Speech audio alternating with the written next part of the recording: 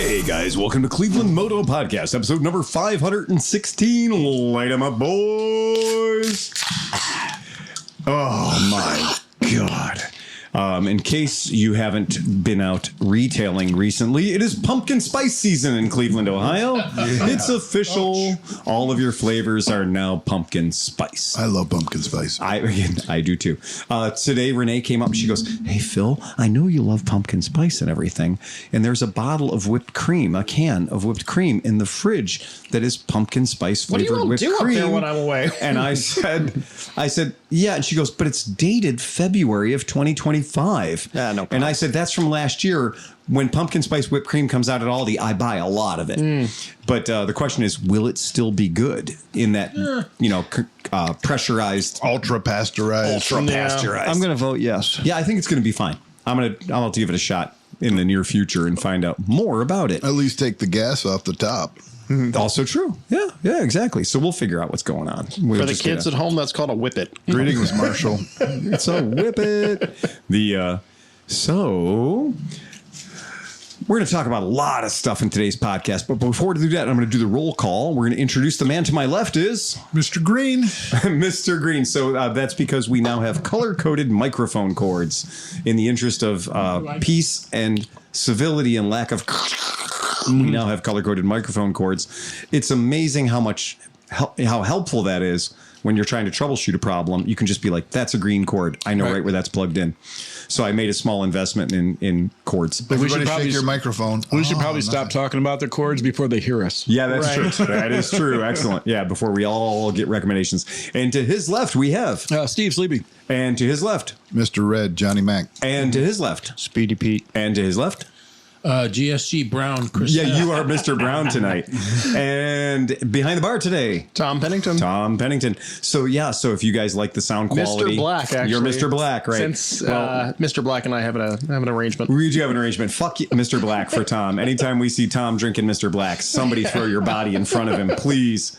We can only handle so much weird. And that comes back to the old Reservoir Dogs is we used to let guys pick their own names, but then nobody wanted to be Mr. Pink, right? And everybody wanted to be Mr. Black because it sounds so hard. Yeah, so it's been, for us at the shop, we are very happy to announce that New Nick has been kicking butt. Nick is kicking ass. New Nick is kicking ass. He's really doing a great job. I am starting to catch up on winter projects that I was like, November is coming soon, and now I'm like, okay, I'm going to start working in November. We'll stay busy. I'm still tripping on New Nick. I like that. It's just the greatest thing ever. It just happened. What did y'all say? Handsome Nick? That was the other one. I heard that. I heard that name being thrown around a little bit. Handsome Nick. But original Nick came strong with the Keanu Reeves haircut, so he's a handsome fella too now. True. So we're gonna have to have a dance off. Yeah. Well, the rest of us are considerably older. Right? That's just the way it goes. But Mr. Pink, Sean couldn't be here today. Man, no Mr. Pink tonight. Mr. Pink. Oh man, yeah. It was pretty funny because when I got all the cords, they all showed up like yesterday morning or yesterday afternoon, and I was going through them and I was like, "There's got to be a pink cord. We have to have a pink cord." And there was no pink cord. Marshall was asking him what it is. He would probably be happy with blue though too. Yeah, he would be happy with blue. Blue would make him real happy. So yeah, that's cool. And I know that we've got a real fun topic. How the hell was your first track day, Sleepy? Oh. Yeah, that happened since we talked last. Well, since I got the back, I cannot help but talk more Italian. It was fucking awesome. It was everything I thought it was going to be. Remembered, I mean, don't get me wrong. I have anxiety to begin with, so that sucked. I had to really talk myself through that, and that was the whole thing. I'm kind of used to it, but at the same time, this was pretty strong that day. I gave him a firm hug. He did. I stopped by Friday night, gave him a pep talk the night before. He did. Pete was out chasing balloons, which is the greatest thing I've ever heard in my life. He just saw an air balloon, was like, "Fuck it, I'm going that way." Oh wow! I was off a ride on the monkey Friday night, and I saw this air balloon, a hot air balloon. I don't know how many miles away, and I just started following it. I'm like, I'm going to track this motherfucker down. How fast can he go, right? Right. And when I caught up to him, I'm like right in Steve's front yard. Literally. Yeah. I'm working on the bike. I'm packing shit, and I hear me. Oh, that's There's cool. a Pete. And he comes out of the garage. He goes, "What are you doing?" I was like, "I'm following that balloon." He looks up and I'm like, holy shit! There's a giant fucking air balloon above my garage. That's nice. It's like the most ADD thing I've ever heard about motorcycles. Hey, there's a balloon. We're going. I love that whole thing in the recent Long Way Home for Ewan and Charlie. They're like, yeah, we're going to take a hot air balloon ride. And they're like, and you know, one of the greatest things about it is how peaceful it is. Yeah, you can really get up here and just become one with your thoughts. You know, that sound of that burner is just a bomb going off. It's 2 a little feet from your rocket head. engine, basically. Yeah, it's quite something. Just going the wrong way. Makes a whole lot of heat in 1 quick second. So more about your track day? Yes. Oh yeah. So yeah, I had to get through that, and then like I knew what was going to happen once I got to the track because I love tracks. I like Right. that's like why that's You why feel I was, at home there. I do. I go with all my buddies that race and stuff like that. So once I got there, I started to feel okay. Then I saw the bikes, and I was like, okay, whatever. And I went to the initial meeting and registered. And that was pretty cool. Like that whole organization, you can tell they've been doing it for a long time. You can tell that those dudes are passionate and they actually care about what they're doing.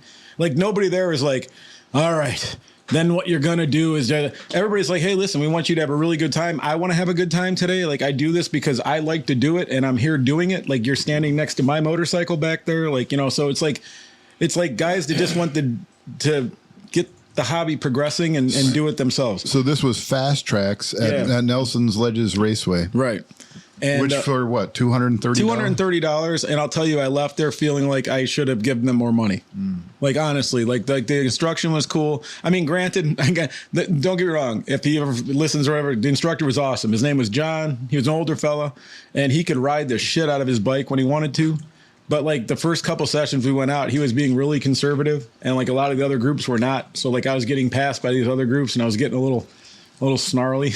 Well, I mean, because whenever he would pull you over, yeah, and you guys would all have to kind of like get over to the right and let everybody pass. And so like when we got there, they separate. They're like, okay, listen, you guys, a lot of you guys are novices and you're not in our system and stuff like that. So here's the thing: you could come from Michigan. I mean, once you get to be intermediate or something, I guess you can carry those credentials, like you're logged in, whatever. But if you're just like maybe did a few novice things out there and you come here, you are just thrown into this mix, right? So like you got dudes that are actually pretty fucking talented, but they're considered a novice here. So like they ask you like, where do you think you belong? Well, I knew I didn't belong at the top, Right. But I was like trying to be conservative because I really wanted to try to learn, right? So I'm like, let's not go with what I should. Let me go a little lower so I can actually take my time, get with somebody, whatever. So I didn't go to the bottom. And I didn't go, I kind of picked a good medium so I could focus on what they were saying and stuff. So we get out there, and within 5 minutes, man, like the last group he's like pulling us over, and they're passing us, and we're doing like 45 miles an hour down the straight. And I'm like, like it was painful. It was hard for me not to like, I just wanted to go past everybody. And I was like, hell yeah. But I was being cool. And then by the third session, then he started to get a little more going and stuff. And then the fourth one, when he followed us, then he followed us on a lap and kind of let us go, which kind of sucked in one way because I hadn't completed a full lap under power. Right. Because every time we get 3/4 way around, he'd pull us in or something like he'd that. I'm drag like, you come down. on, man. Yeah. So after that, we started to get out and do it. And it became really apparent to me how addictive it is and how much like it's non-douchebag golf. Right. Like it's not just going fast on a fucking track. It's like once, the initial thrill of like, oh shit, I don't have to worry about cops. I'm on a track, right? And you forget about that. And then you start to feel like, oh, I can actually learn how to do this and get good at this. And then you're like watching the dude in front of you that's better than you, and he's on the same line, but he's doing something different. And so he's able to really pull in harder. He's able to get the bike over more, or something. And you're watching that and you're like, oh, okay. So then you think you're off the bike, and then you're like, look, and you're like, you're not. Like your leg is like, 2 inches to the left. You see the dude that's faster than you, and he is literally like a foot off, and his legs. Yeah. So it's all this body positioning and stuff. And so then you start to string together little pieces. You're like, oh shit, I got that fucking turn right. Like I got my braking right. I hit the fucking apex. I tipped it in. That felt really good. And then you fuck up the next turn and you're like, God damn it. So then the next lap, you're like, okay, I'm going to string those two fucking things together. Let me get those two things right, And so that's what you start focusing on. And I can see, like, as you get, more and more time, then you start to string the third one in. Or maybe, like, you naturally will have something on the back end of the track. Like, you naturally can feel the way you're supposed to do the backside. So those are your two fast spots on the track now. And then, you build from there. So it was really cool. And then toward the end of the day, speeds wicked up, and like then it was open. Like there were no more groups. You were just out with your intermediate guys. So I was able to find the dudes that weren't the 5 guys that should have been intermediate, and they weren't the rest of the guys. I found the dudes that were kind of at my speed, but maybe a little bit faster, which then instantly I was able to like glom onto their wheel and then chase them. That's what I'm good at. I love chasing people because at that point you're learning where the brake points are, where the tip-in points are. So at that point, it got fast. Like I think I hit 148 on the straight on the back, like at one point going down there and then coming around. But overall, like in the turns and stuff, you could see where the fast guys just like they carry speed. They really like you brake so hard, like the G forces of braking. Like that's a big difference from the street to the track. Is like if you really want to try to improve your thing, you are accelerating to the last fucking possible time that you can accelerate. Then you're off the gas and instantly on the brakes. And then, so going through, I guess just from the years of doing all the twisties and stuff, I kind of naturally trail brake. Yeah. And so on the ZX6R, you can hear the brakes, especially under that much fucking braking. So it was kind of neat. And like, it actually is audibly helping you trail brake. Cause like you hear it go zzz, and then as you're entering before you tip in, you can hear it go like zzz, and then like I knew as soon as I tipped in, I just like slowly release it. And so I got that down pretty good too, but it was awesome. Like I was already like, okay, where's tracks in the next 6 hours from here? I'm going here. I'm quitting my job. I'm selling the fucking bike. How'd the bike perform? Bike was great. That bike is way more than I need right now, but just enough too. At the same time, like it's fast. It's 130 horsepower. It's tuned. It popped and snapped a little more than I wanted it to. I got to ask the dudes that tuned it a little bit more about that, but it ended up being comfortable. I think I'm going to change a couple things on the rear sets. So I think the whole thing I learned that day is I learned how bad of a rider I was. But the good part, by the end of the day, I knew when I got shit wrong, which I think is pretty good progression. Like, you know what I mean? Like I knew like on the track, I was like, fuck, I fucked that turn up. Like I should have hit this or that. And just having that knowledge made me feel like I learned quite a bit that day. You know, when you brought that up and you're talking about trail braking, and that was the thing that changed my entire dynamic of riding on a racetrack was the discovery and application of trail braking. John Delvecchio, who's been in this podcast, he's been with us, and I've handed his book to many people. His book is called Cornering Confidence. And that trail braking is what the difference between going out there and going into a corner and hoping everything comes out okay, or building yourself up to the corner, drawing your corner, designing your corner with the brakes that you have going into it, carrying that braking energy through the front of through the corner, and then releasing that energy as you are releasing yourself onto the next straight. And smoothly, though, because if none of that doesn't happen smoothly, you're on the ground. That's right. And then there's another book from Lee Parks, and that's called Total Control.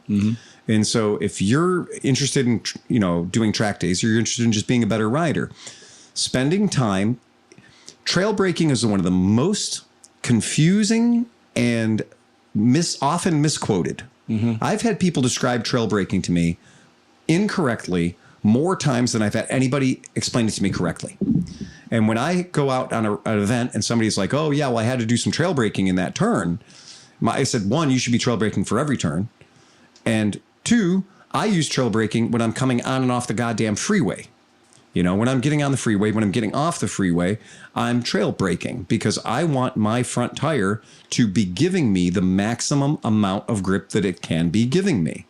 So if I'm shoving that tire into the fucking planet with the weight of the motorcycle, I'm going to get a better contact patch. I'm going to get more warmth in that contact patch, and it is going to grip a shit ton better than an unloaded cold tire will do in the exact same turn. The likelihood of my front tire skipping out, which when you lose the front end, that is very rarely super recoverable, right? It is an unpredictable thing that makes you shit your pants and low side your bike, and if you're lucky, you don't high side. Now, if you're trail braking and you're feeding energy into that front brake as you're entering the turn, decelerating your bike as you should be, carrying the speed through, and that's the balancing act. The balancing act is so you don't run out of velocity in the middle of the turn. Oops, I undercooked that one. So the definition of just like what you'd usually do on a turn is that you would brake and then you'd let off your brakes and then you would tip in and then hit the apex and then accelerate. Trail braking is where you keep the brake on past your braking point and then you're heading into the turn and you slowly let it off. Now exactly what you're saying is happening. because because of all that brake force, your suspension is compressed. It's pushing the tire in. And the thing, especially on the racetrack now, is that just as you're about to tip in, you're starting to tip in, you have that.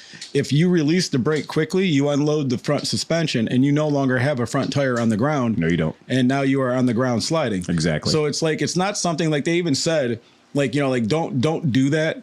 But I've been doing it for so like I couldn't not do it because like you know that's what I was doing. But but then I was conscious about it, right? Right. Because I'm like it's going to make a way big of a difference when I'm going this hard. Like I'm not braking at 1G, I'm braking at holy fuck. I think I need a tank extender because my dick is smashing into the tank hard on these fucking things. Like you know like you brake right? Yeah, like you start to understand using why the fucking brakes. Those right? tank extenders exist. Yeah. Yeah, remember when we hit your Ducati, the whatever? We're like, who the fuck could ride this? Now I'm like, hey, I want that Ducati. Now I understand why. Squeeze in there, and then you're stuck in. And I'm locked in. Yeah, and that difference. What people don't understand is the first inch and a half maybe of your suspension travel on the front of your motorcycle is virtually useless, and it's so unpredictable. It's so floppy that you want to get past that. So you're in the controllable meat and potatoes part of your suspension, which is very predictable. It always acts the same way. But the first inch and a half is really anybody's bet. And if that's how you're going around the corner with an unloaded front end of the motorcycle and you're just using that inch and a half, well, then everything's dancing around on the front end. And there's no better way for you to lose your front wheel than if it's dancing around on the front end.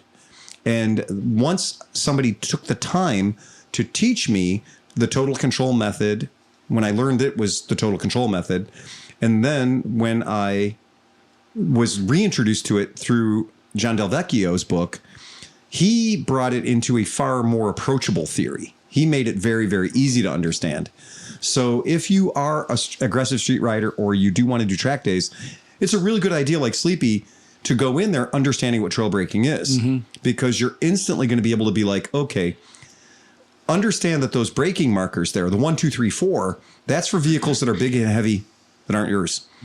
You can be braking at the 4th braking marker every single time. And the noise, once you start listening for that, and you start, when you hear that, then you'll start hearing the adhesion sound of your tire. And you can actually start to hear when your front tire is getting ready to give up the ghost.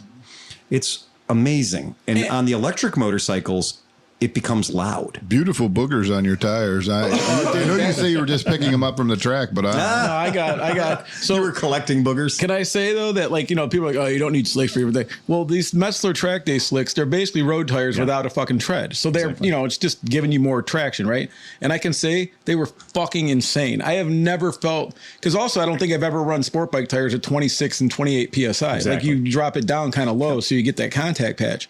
So at first I was worried about, you know, having a mushy steering, but you're not, because now you're at speed. So it's not like you're going 20 and trying to turn in the parking lot. So it doesn't fucking matter. Right.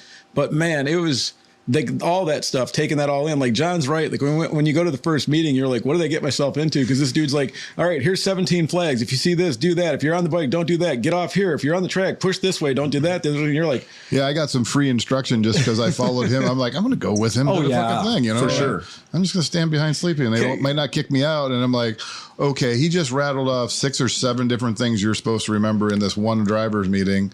Like, how are you supposed? Okay, I'm supposed to do this. I would just be like, you know, analysis paralysis. Wait, am I doing? You know? Can I give you an insight into? I mean, 2 of the good ones were though, you know, getting on your inside foot peg, putting weight to that inside foot peg. Oh, that worked. It Dude, works great. I've weighted my foot peg, but not to the point that they were like, you really, you know, push on it. You're standing on it. So like, you're like, when you're over and you feel like you're like, for me, I'm definitely not as far over as I can go. But on that day, I felt like I was as far over as I could go. Right. And I wanted to pull in on the line because I still like, I had the ability and I couldn't do it. Right. You hammer on that fucking foot peg. You just like push like your whole leg on it and it'll pull you 2 feet in on that fucking line, man.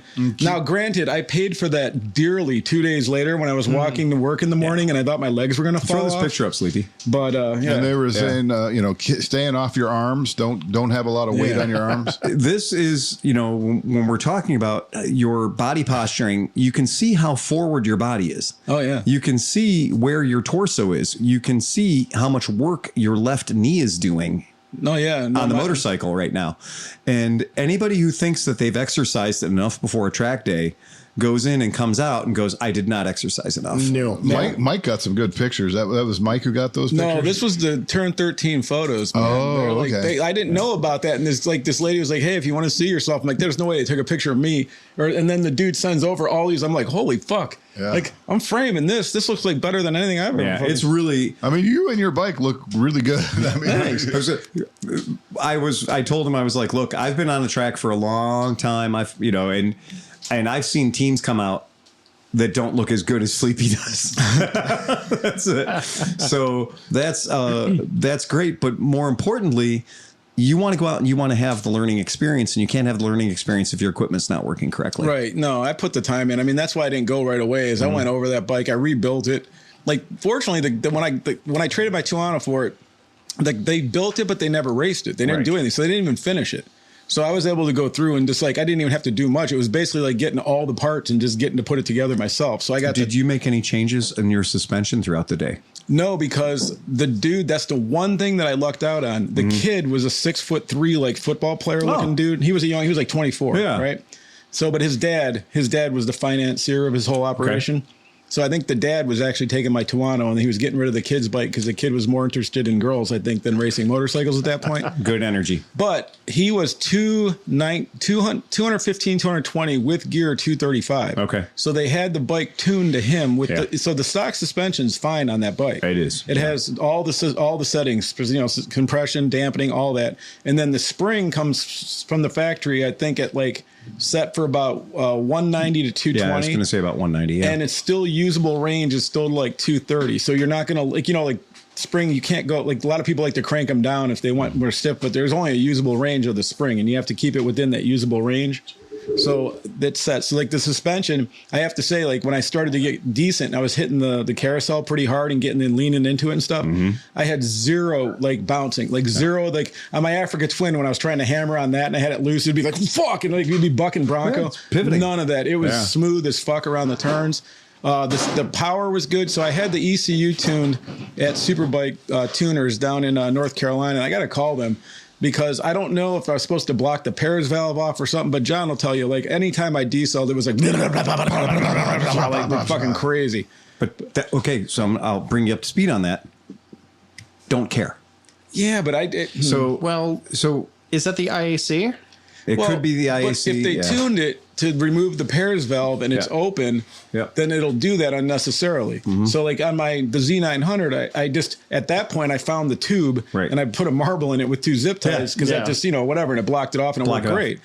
This, I can't, I have to do more research to figure out where the pair valves are on this thing and what's going, because I think if I block, that's the thing that they were supposed to send me back all the shit that they did and what I'm supposed to do. And I just got my ECU with nothing in it. So that would be good to look into. The biggest, it is very easy to go on a rabbit hole of when you're demanding power, you want power. Right. And when you're transitioning from, a low speed or low demand to a high demand or a medium demand, when you're decelerating and you now need to throw the switch the other way, you need to have that response right there. Yeah. Now, sometimes I've ridden bikes that gave me extraordinarily good delivery of power. And then when you would come off the gas, it would sound like, 1,000 firecrackers going off. Well, it's every Harley that passes by the shop. Well, But I want to make sure it's not, I don't think it's hurting anything. Right. I think it's unnecessary. right. That's all. So where I was chasing my tail, I was like, I want to make that go away. Yeah.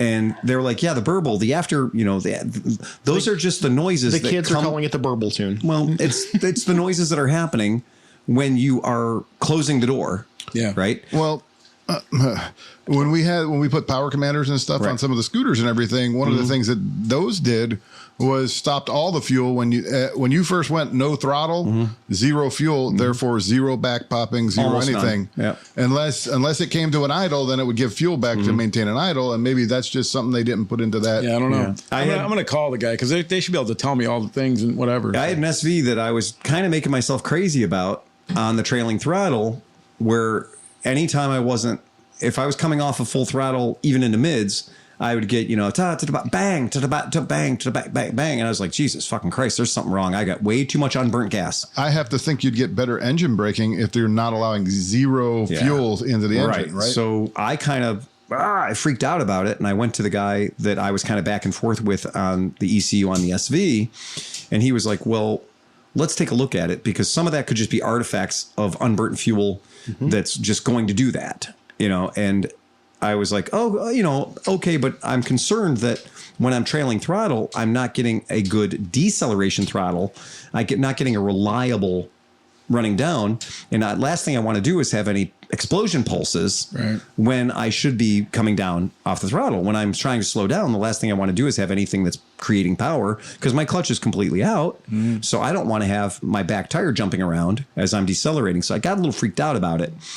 And he goes, well, this is set up, really well. And he goes, why don't you just do yourself a favor and go hang out at the end of turn 1 and listen to the guys who have the name on the side of their truck. Yeah. And see what they sound like. That's and I was like, true, oh, okay, maybe that, that doesn't cost nothing. Yeah, and nobody said anything to me at the thing. So and I kind of went and I hung out. And you there. weren't the only bike making kerfluffles. I know. Oh, no. And so when I went out and hung around, the guys that had their name on the side of the truck, and had a $1 million race team, I was like, oh shit, their shit's doing it too. And I was like, okay. So then the guy was like, yeah, he goes, we're really concerned with how the performance is putting the power to the tire. Yeah, and then after that, we're not so concerned with that, but he's like, your point is valid. We don't want to have combustion events, power delivering events when we're decelerating. And, I didn't have a slipper clutch in my bike or anything like that would help soften that out. So I was kind of concerned that it was going to give me a very bad performance. Yeah. Sometimes when the gnomes are throwing the buckets of gas into the intake, some of that doesn't actually get burnt. Well, and I had the VTR 1000, which was God's best example of surplus fuel. Oh, yeah. Right. So I'll tell you one thing about the tune in this bike, man. Fucking... So I think it redlines at 16,000 now. Like, it's fucking up there, dude. It's like it just keeps going. It does. And so the weird part is when you hit about 13, it turns into a 2-stroke. It goes like it's fucking. I was on the back straight and hit that fucking thing, and I was like, Jesus fucking Christ, this is a 600. Like it's fucking gnarly, man. Well, no, because that's the 636, right? Yeah, it's not just a 600. That one is the 636ZX is weird. Like, it's got a lot of power. It is 130 fucking horsepower. And dude. do you still have the lighting coils on the stator, or is this a racing stator? I don't know. I don't know. I mean, that's a good idea. I mean, I'll have to check that out. Well, you got a little work, because it does look like 160 to 165 is going to get you into that hot lap section for the back straight in Mid-Ohio. Is 160 to 165. Oh, that's to make you crazy. feel better, you've already eclipsed my top, which was 135 on the SV6. Yeah, that thing's 636 fast. is a beast. But check this out. So this was another aspect to this whole thing that's like new, because on the street, you're like, second gear is your friend, wind that fucker out, because you don't know what's coming up next, and you got to be able to, like, engine braking. If you let off in second, you're like, whoa, right? Like that, and like you're kind of jerky. Well, the whole thing with the track now is like you're trying to be smooth. The smooth is fast, obviously, right? That's what everybody knows that, but like you start to understand it when you're trying to do it, right? Smooth is fast. So I'm talking to the instructor, right? And I was having a hard time through this one section, because like when you come around from the start finish line, you come around to like a big right hand sweeper, and then it kind of goes diagonal, and then it has like a kind of hard right hander that heads to the carousel. Well, going through there, you got to brake and downshift, and then kind of set yourself up for the short straight into the carousel, then brake again. And so like I was trying to do it like into third there, then break through third, go down to second for the short straight, stay in second and go through there. But I was really getting choppy. Like it wasn't the suspension. The bike was fine. It was me. I was like not holding a line, and I was wiggling, right? And so after that lap, it was bothering me. So I talked to the instructor, who was like killing that section. This dude, he's 70 years old on a fucking Ducati, just like wailing on this thing, right? So I talked to him. I'm like, hey, what gear are you in through like that area, And because he was like, ask me anything. So I started asking him specific shit, right? And he was like happy to answer. He's like, oh, I'm in third and then fourth, mostly through the one area. And then down. I was like, that high? He was like, yeah. And honestly, he goes, because when you're that tight of a turn and you're on that throttle, you're already carrying the speed. So you have to brake or a little bit less, right? Because you're not going to accelerate as hard. So he goes, that way you can hold your line, because you have a much wider, like, instead of having in second gear, when you're giving it the throttle, you're basically working with this much of an area, But when you're in the next gear up, now that opens that area this big and smooths that whole thing out. So like, it was really weird for me, because, I was like getting used to it in one way, and now I'm trying to remember it and be in a different gear. But when I got it right, it was fucking awesome. Like it was so smooth through that thing, and I was like, oh shit, I get it. Like, and it makes you. I don't know. Like when you these little wins on the trail, all of a sudden you're worried about little wins now. You're not even worried about going fast. Like after the first couple of laps, I never looked at the speedometer again. I just waited for the shift light. Like that's what you do. None of that matters. Now it's like, oh fuck, that guy in front of me is really smooth. I want to be smooth like him. Like, and so you end up watching the dude in front of you or something. I don't know. It's fucking awesome. You've touched on a problem there though, is your instructor was on a Ducati. So it was a V2 or V4? No, it was a fucking super motor. It was a V2. So it was a hyper motard. Because you're talking about, well, that's an entirely different beast from what you're riding too. So the gear and the torque doesn't exactly translate. No, but it was it's just higher. Well, he was talking 3 and 4. I was talking 2 and 3, whatever. But like when I did go up to, I think it was relevant because it really it really worked. It works. Go ahead and pull this one up for us, Sleepy. I have a question. You said shift light, so you actually care about the shift light. You're shifting on the shift light. You're not there. I'm not there. There you are. There's John. Welcome to the All right. Mac So Cam. for the folks at home, this is Mid-Ohio Sports Car Course. I like this image because it has the anecdotal names of the parts of the track as well. And the start finish line is right there in the middle, almost the middle of the image. And that's your start finish line. And then the way this track works out is you can run the track a couple of different ways, but the way we're seeing it right now, they were running the chicane for you guys, right? You know what's the stupid? 234? Just what's This stupid? is Mid-Ohio, dude. Yeah. I was at Nelson's Legends. Oh, you were at Nelson's. I'm sorry, dude. I've ridden that track like twice, just doing the lap of history. But I see all those turns. I'm like, oh yeah, that's the carousel. It's so silly. That's one of those things where I wish we were at Mid-Ohio, though. That track is so much wider. Nelson's is tight. That's the only thing, dude. There was the back part of the track. So, like, you come through, after you do the carousel, you go into, like, a kind of a long, then into a big right-hander. And then the right-hander, it's a tightening radius right-hander. Yep. And so I had to get used to going into the middle. You want to hug to the inside, but you can't because the inside becomes way more inside a little bit further up the road. Way more inside. So we're going to throw it up here right now. All right. So, but you stay, let me see where you're at. Okay. Yeah. So you see T2. So this one right here. All right. So that was the first thing I was talking about. T2 to T3 and then going into 4 and 5, which is like that carousel, or I guess it's not the carousel. It's the pre-carousel. It's pre-carousel. Yeah. So, but that was the one that I was having problems with until I went down to 3rd through T3. Yeah. And then I kept it in 3rd all the way through that oak tree thing, right? Right. Through oak tree. Then you'd hammer down and you accelerate like a motherfucker to T6. Mm-hmm. T7 is where you want to start cutting in, right? Because it looks like an apex, but you can see what happens right after. It literally decreases radius. Yeah. So you have to stay to the middle of that part, which is like there's a marker in your brain. You like kind of look for this tree and stay there. Yeah. So then you come around and then you pull to the inside, right where the T9 is. There's a red and white is where the red and white stripes kind of start. Right. That's the dragon's. So you try to hit that fucker right against the red and white stripes. Literally put your tires on it. Now, right at that T10, you see that fucking kink? Yep. So when you're coming out of T9, you're hammering it, right? It's a drag strip. You're doing like at the end of the carousel, you're probably doing 70, and then you get to fucking full throttle that bitch through there because you're like, I'm on the straight, right? Right. But if you don't pay attention to this tiny motherfucking cone that's impossible to see on the left-hand side, like you have to align. When you come out of T9, you have to align with that cone. Yep. If you're like a fucking millimeter to the left and you're on full throttle, that kink all of a sudden becomes a fucking hairpin. Yeah. You're like that little fucking wiggle in the road right there becomes like a holy fuck, I'm not going to make this. And this picture, I've been on this track enough times to tell you that every time I see this image, every time I see this thing, I keep telling him, my brain says they drew that wrong. Yeah, no. Because my brain says that turn 11 is a pretty fucking serious turn.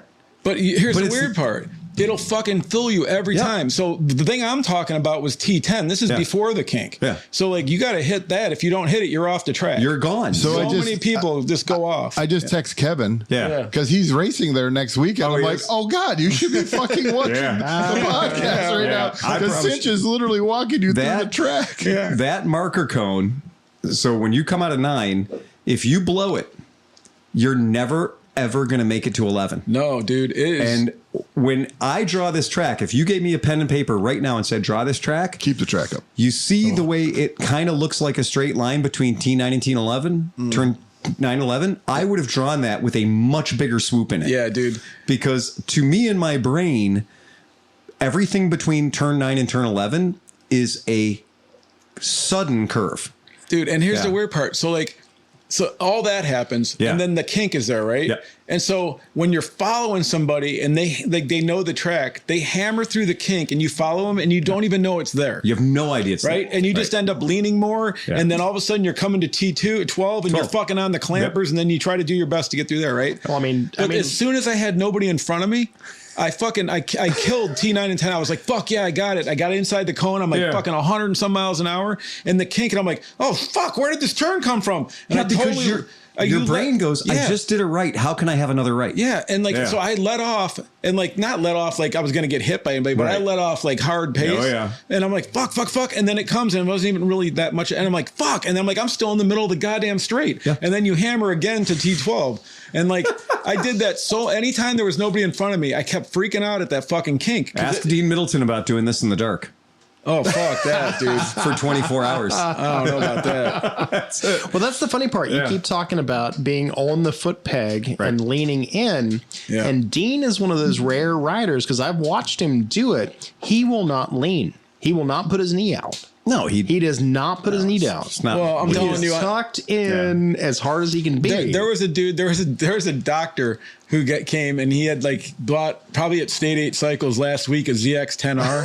Right. And he was. I'm not saying he wasn't a talented rider, right? But he was like this, and the whole bike and him just kind of went together. He's locked in. That was it, man. Yeah, he just did his thing. But to see him do the thing where you're going right and left was like a bowling pin. It was He's getting the full range. Yeah. And but he wasn't listening to you instructing, because they were telling you to get off the bike, get all the way over. Your inside leg should be the only thing, holding you on. And once you start to get it, I mean, I can't wait to get further and further. Obviously, you got to train, you got to get comfortable. But like, even as far as I got off, like there's one picture, the dude, I think it was a dude or a lady, I don't know, but they got the one picture where it's like I'm just getting into a turn and I'm kind of off the bike. It's my dude. I felt like a fucking hero. I was like, look at this guy. Look at this guy hanging off the motorcycle. Yeah. But it's definitely it's.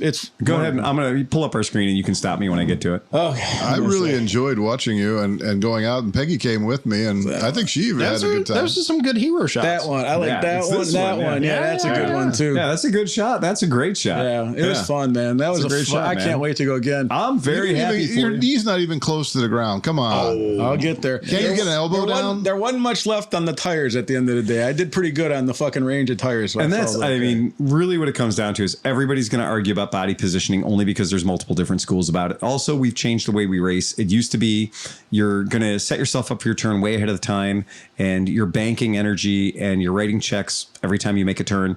And so you want your carrying speed. You want to carry the speed through the turn. And now with motorcycles being as good as they are, now the design of most modern racing schools is it's a drag race between the turns.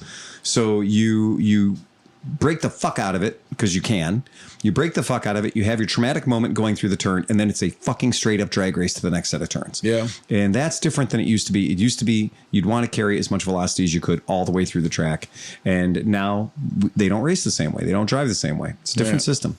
So it's fucking cool is what it is, though. I fucking love it, dude. Yeah. I love it so much. It's badass is what and it is. for once in my life, I'm not doing anything illegal. No, it's like usually, like if any kind of a motorcycle like this was involved with my life, it was like, well, we got away with another weekend of not getting in trouble. But now it's like, and like there's respectable people there that are like looking at you like, hey, I like the same thing you do. And that was cool. There was a doctor with you racing.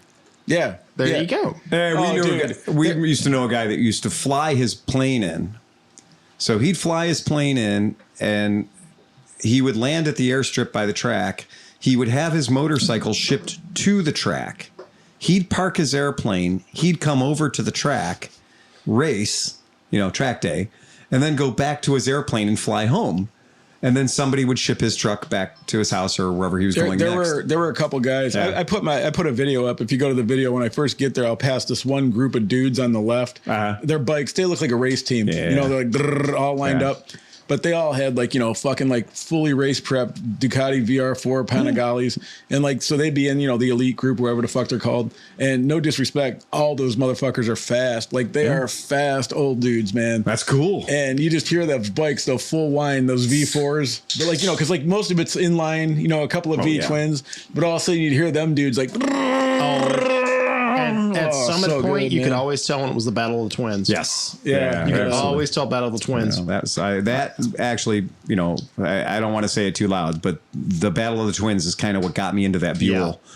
And, that was a pile of money I'll never get back. So, talk about picking the wrong bike. Somebody in the podcast chat was like, "Hey, should I buy this Buell?" And I'm like, "Hey, you should not spend double what it's worth to buy one." Put the track back up because Kevin just popped in. And Oh, yeah. I want to tell Kevin. So John, tell everybody who Kevin is that just popped in. Kevin is my college roommate. He's out near Hartford, Connecticut. He's racing a CB 160/175 that he's invested a lot of time, money, and energy into, and he's doing pretty well this year. I mean, I say well, I don't mean like in point standing or winning, but the bike's running good, and he's been getting lots of races in, and he's going to come out next weekend to race at Nelson Sledges. And we're going to go see him. Well, we're definitely going to go see him. I'm thinking about trying to see if Bruce wants to, Bruce is a hop, skipping, and jumping away, maybe bring his RV over, and I was maybe going to see if like the Moto Hop guys or something, like, because they were talking about they only get to bring the motorhome out once a year or something like that. I mean, Matt's in the chat, so Matt's right there. Yeah. So yeah, maybe it's like a mini Mid-Ohio kind of weekend. I'm sure it's not going to be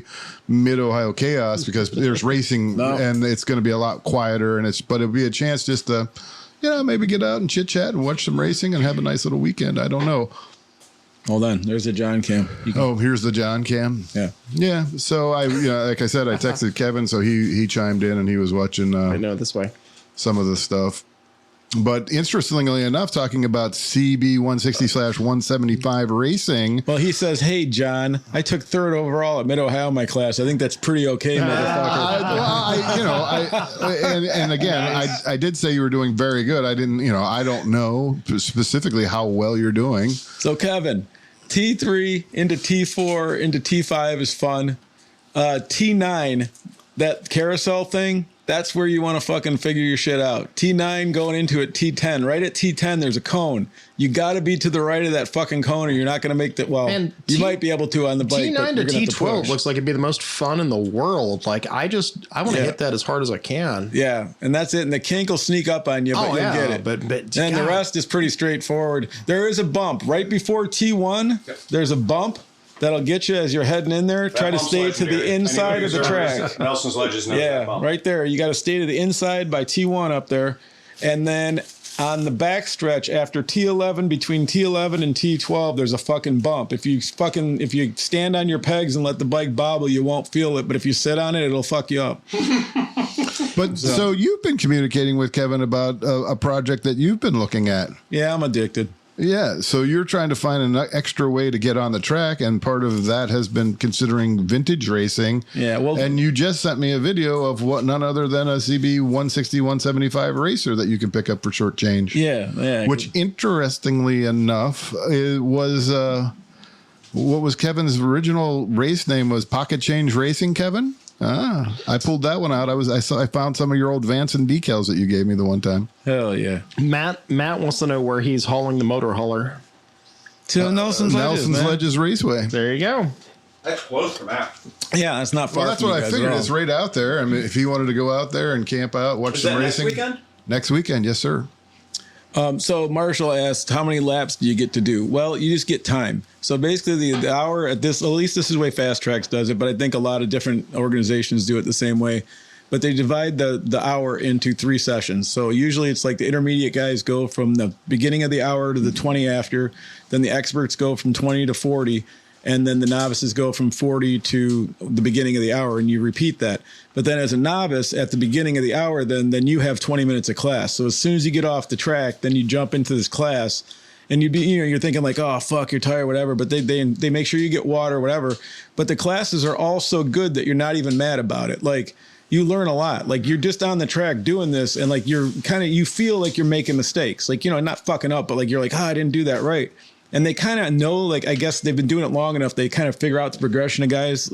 They're going to figure shit out because in the next class, they're like, oh, and if you feel like you're not pulling in harder, let's put your foot on the peg now. And so it's like they kind of almost understand like what you're probably going through individually somehow. just, I guess, doing it all the time. And so they offer this advice and it ends up working. So each session you keep using these tips and stuff. And by the end of the day, you're fucking going pretty fast, man. It's pretty cool. Yeah. I'm impressed. You said 148. That was one time on the back, dude. I just fucking tucked in and fucking that's still a lot more impressive than Kevin.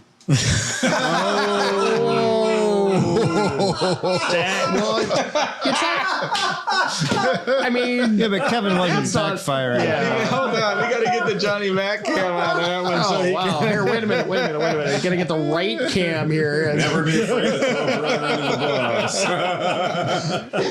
bus. He lost his hat. Oh, man. He said, how many laps did I get in? I don't know, a shit ton, dude. Like, I don't know, at least 10 laps a session, maybe 9 laps. It was a lot. It was enough that you were tired as fuck and you were kind of happy the session was over at the end of the Pretty happy you're done with that. Yeah. Steve, let me ask you this. So you said you topped out at 148. Were you happy with your gearing? Did you have more left to go, or I think I ran out of Steve balls, but besides that, no, I think it was fine. you set it up pretty good, pretty well? I mean, yeah, it has. I think it's +2 in the back, stock in the front.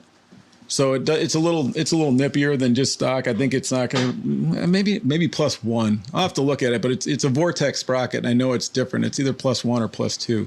But yeah, I didn't have any problem for that track. I don't know. Like, I'd have to think maybe if like Mid Ohio, if I go down there or something, that's a much bigger track. You're not really splitting hairs quite yet. No, but I'm saying it, but I don't want to have the RPMs go to 17 million. There was no elevation on that track. Like No, Mid there was Ohio has zero. some elevation. Yeah. At Nelson's, you can see every turn. Yeah. So when you're on the track, you don't get lost on the track because you can literally see every turn.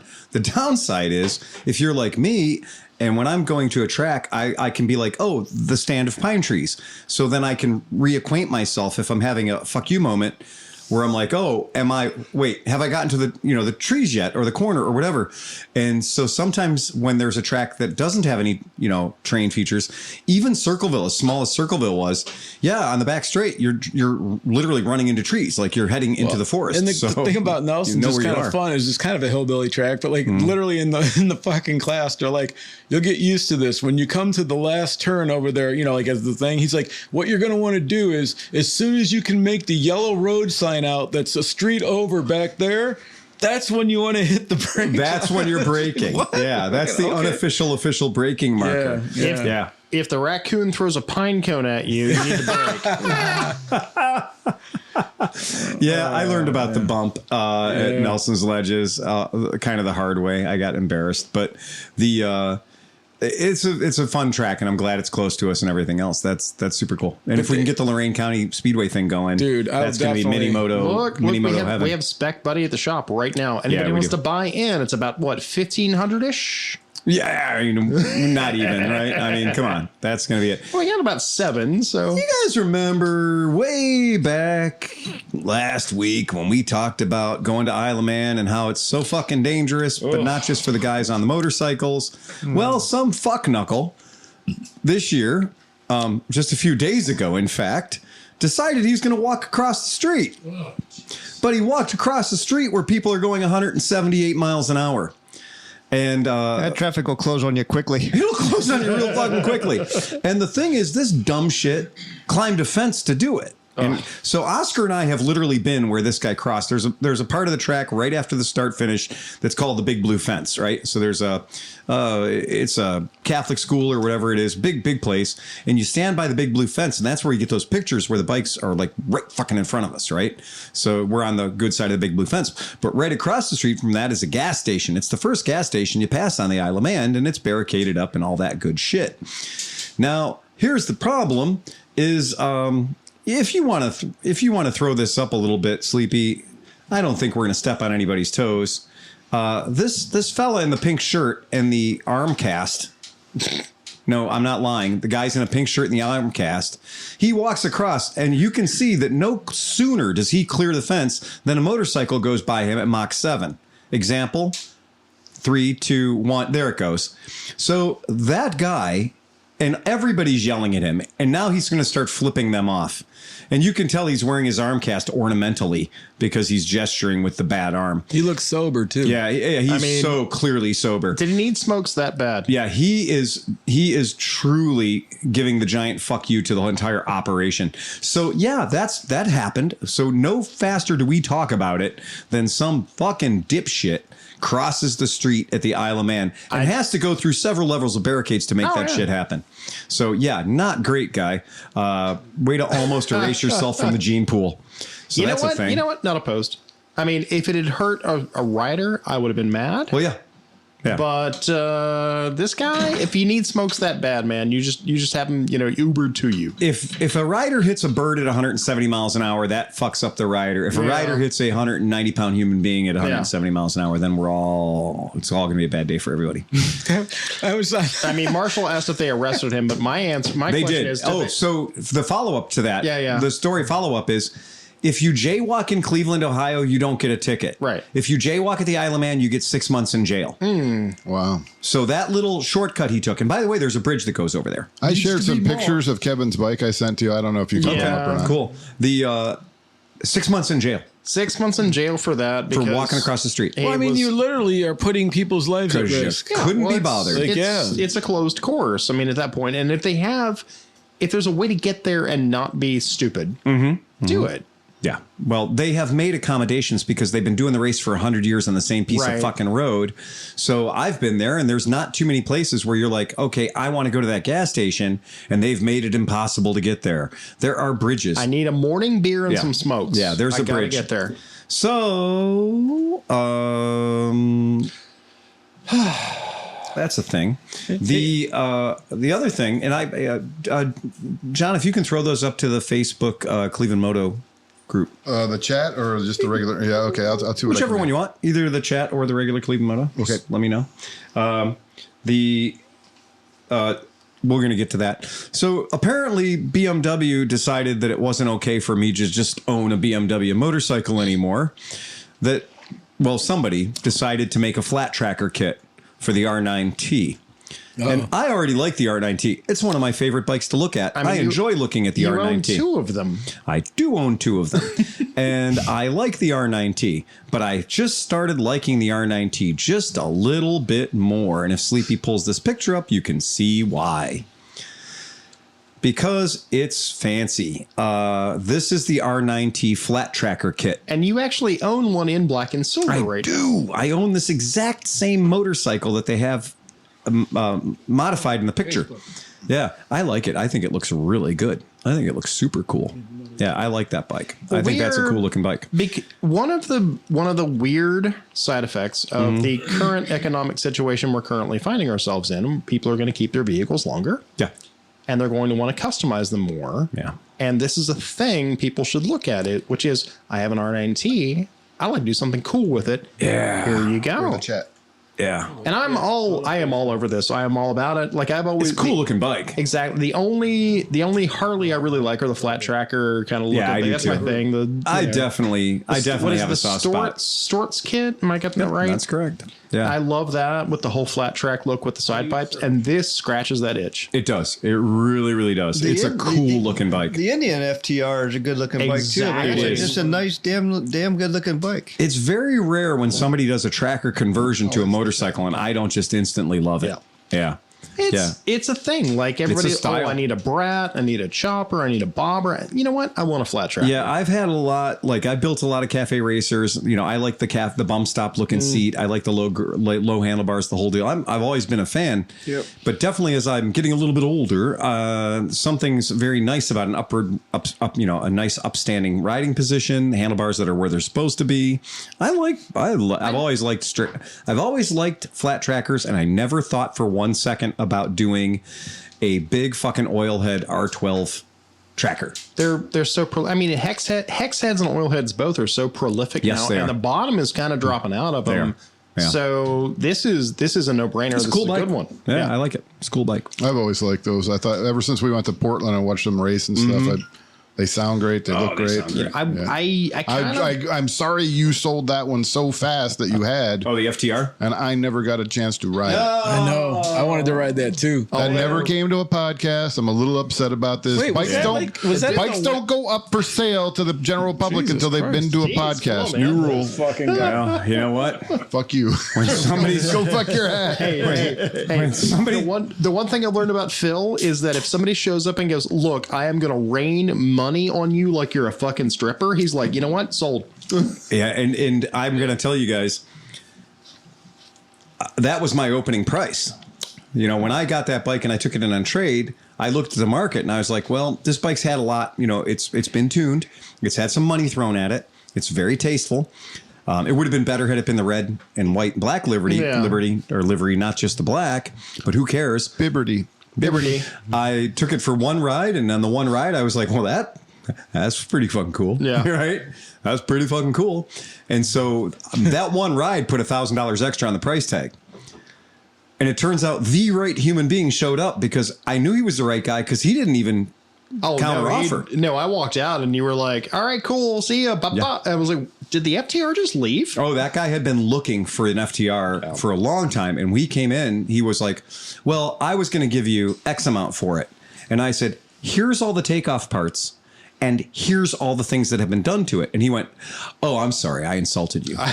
And he says, "No, you're asking prices more than fair." Absolutely smart. And that was it. And that's why I was like, well, I'm not going to meet that guy again.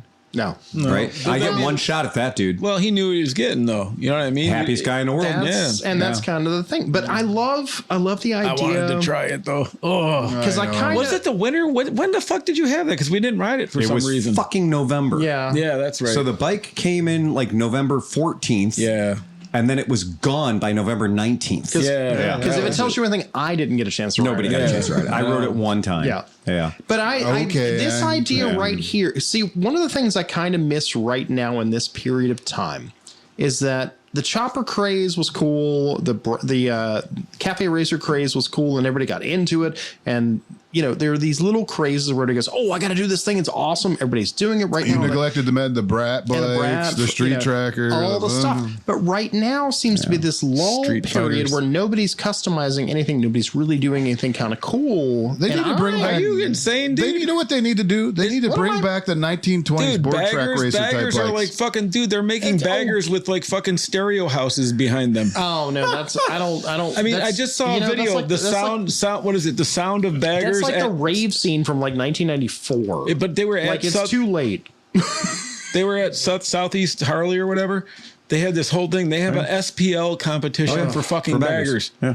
Dude, it looked like it looked so instead of an armor plated Chevy Astro, right, where the sound is pointing in, now it's you have a motorcycle that is a speaker transportation system. It literally looks like they have like one of those Kmart sheds fucking put on the back of the bike. Like it's fucking crazy. And I did see the one at Southeast. I saw the highlights from that where the guy who dominated had a trailer with him. Oh yeah, that supplied the power. Yeah.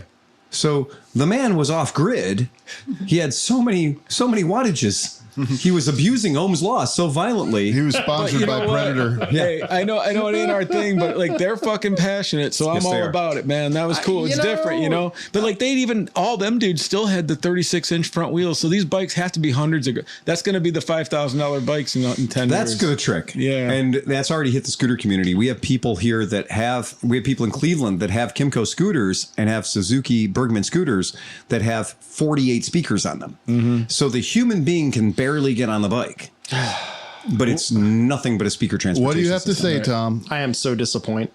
Well, let me say, I'm sorry you got cut off. What do you need to say? I said I am so disappointed. Yeah. I mean, if you're going to do something, I'm going to put speakers on it like it's a Chevy Astro from 1992. We're going to find out. We're going to find out how bad the market is because I gave somebody a offer on a 2022 or 2023 Harley Davidson 883 that had a sound system professionally installed by an actual audio company. And it came in and it's an 883 iron black, the cheapest way you can buy a Sportster. And there's, the obligatory couple of 3 dents in the gas tank and whatever.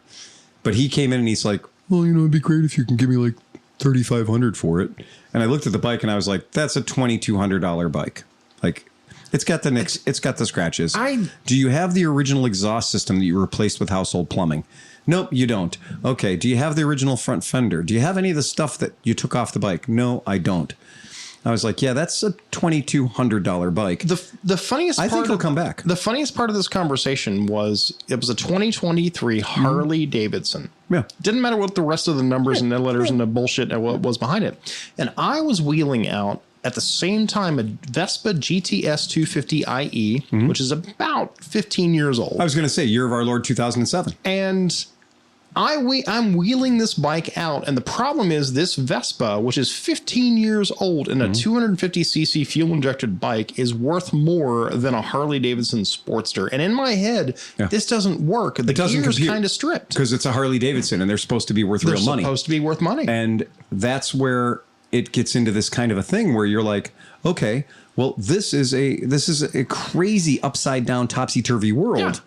Where how in the hell can it possibly be?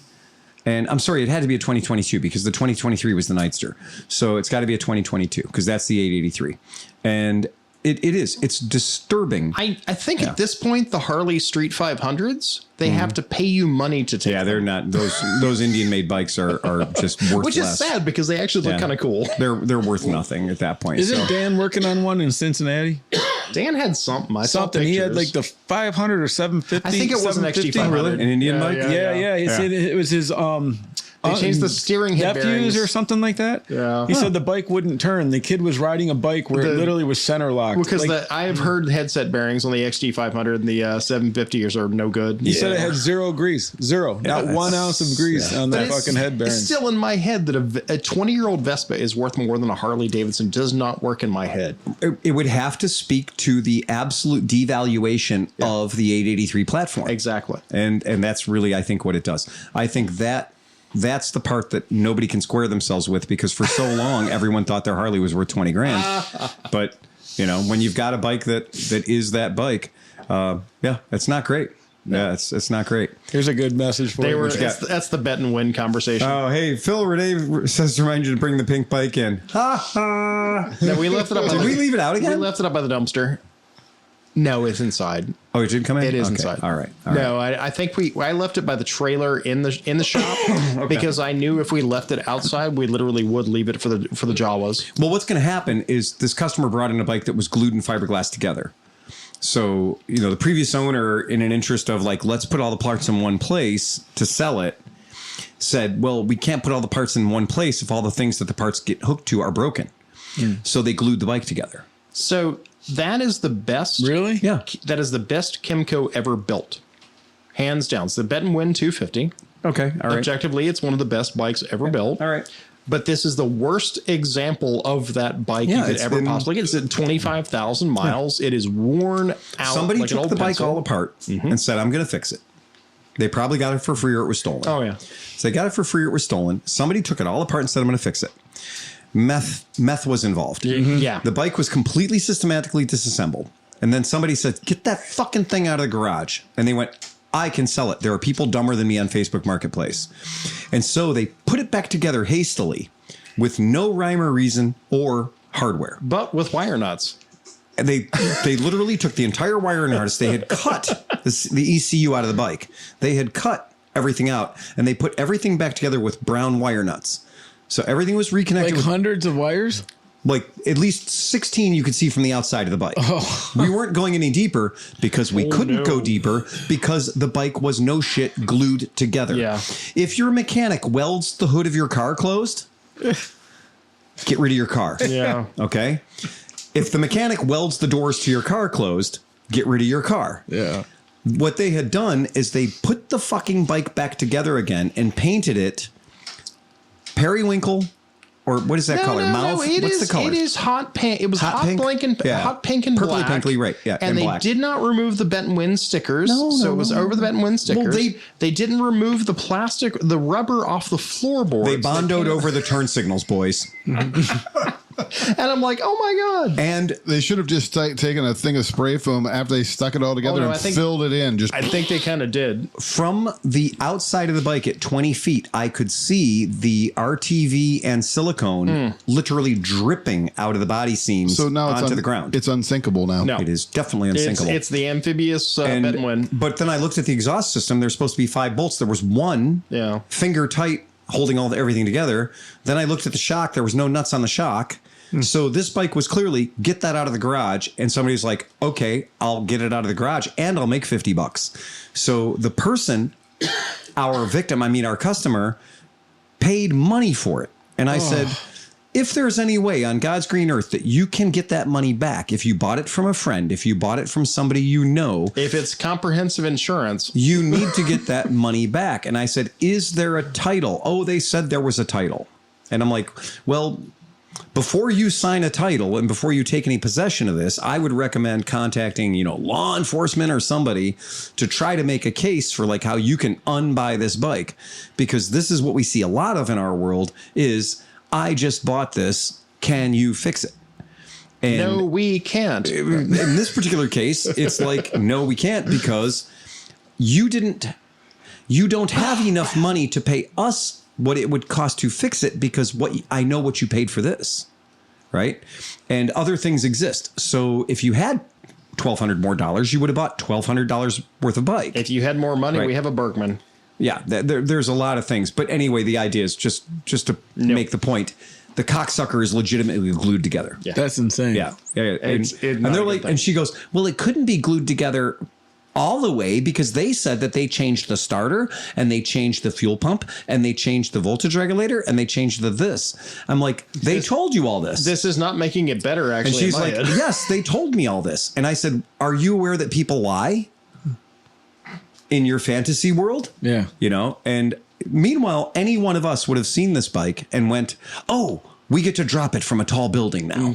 Yeah. Right? You have just put this together like a piñata, enough so it resumes the shape of a scooter. We painted it in a bright color. We would have burned this in like 2003. The point is, it's a high contrast color. It'll look really good we on would have video. done burnouts when and we burned this thing. drop it from a very tall tower. Right. Yeah, that's what this bike is there for. Yeah, it's all it's there for. Which is literally a shame. Like, it is one of my favorite 250s. Yeah, you know what? In year of our Lord 2002, this was the best 150 or 250 liquid cooled that Kimco was offering. Yeah.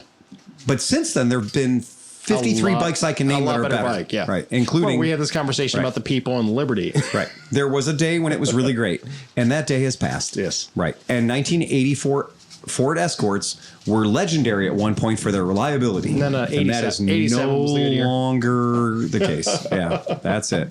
All of, stories that were sung and songs that were sung about the reliability of that car are no longer being sung. Yeah, those aren't even greatest hits anymore. Yeah. So, hey, Smith, have you been riding your Janus a lot lately? I have been riding my Janus. Have you been enjoying? Is that the end of the question? Or? Yes. Have that's the end of the you been question. enjoying your Janus? How many miles have you put on your Janus? I've got just short of 8,000 miles on it. Yeah, and you've enjoyed all 8,000 of those, huh? I have. So have you guys all seen the internets with all the things going on? Because one person unfortunately had an accident. Our friend, so those of you who were with me on our Las Vegas adventure will remember that when we were at the AIM Expo at the motorcycle show that night, and we're hanging out by the artificial fire, Which is the greatest thing ever.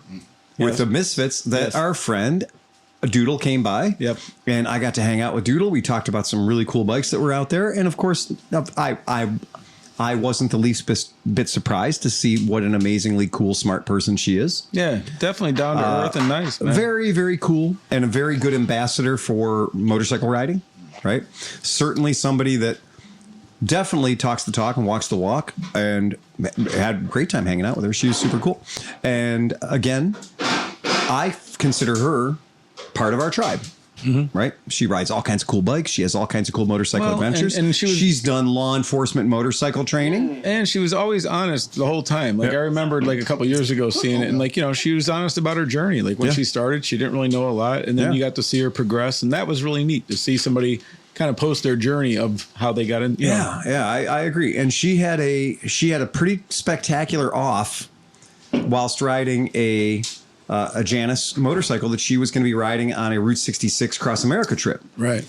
And her spectacular off, she was actually, nobody did better commentary on her off than she did. Right. She handled it like a pro. She walked it off, and then she found out later on that sometimes a little bump and ouch and bruises can turn out to be a big fucking problem. But Yep. it was a really good proof, though, that gear really does work. Like, she literally did not have any lacerations or anything, great. man. But, so, like, human bodies. Human bodies are that. But think about it. Without the gear, it would have been a lot And worse. So what caused the crash? so I've been in that situation. Raise your hand if you ever had a tank slapper.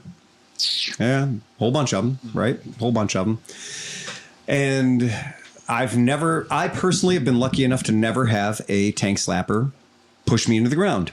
Wait, let's go back one. How many people have almost crashed from riding on the fucking wiggly line fucking roads that they put in Cleveland? Groove payment. Just riding on that. Groove payment, especially on bridges. Oh, yeah. On a vintage bike, like a fucking CB350 going to DGR. Yeah. And fucking getting in that. And I was like, what the fuck is going on? It's you are not a slot car, but you just became one for a moment. That's what I'm saying. Right. That alone is scary too. You have something now trying to change your experience and putting you into a direction you may not want to go. Right. And in construction zones where they have heavily grooved payments, or if you go somewhere they're trying to do snow mitigation or ice mitigation, and they have the groove payment, and the groove payment may not be going the direction that you want to go. When you cross a metal graded bridge, it's the worst fucking thing ever. Depends on the bridge. Depends on your tires. Depends on the bridge. Depends on your tires. Depends on your suspension. Depends on whether or not you have a steering dampener. Yep. Are my West Coast listeners who've gone across to Coronado? So if you've ever gone across the bridge to Coronado, you know that is a pucker factor. You're 120 feet up in the air, and you can see the ocean below you. Oh. And now you're on one of the most open bridges, the grading on that thing. And I used to go across that thing all the time. And every time I'd go across that bridge, I would see God. That's kid stuff. Let's talk Mackinac. Mackinac Bridge is another great example. Absolutely terrifying. And again, the openings in Mackinac are big enough that big chunks of ice and snow can fall through them.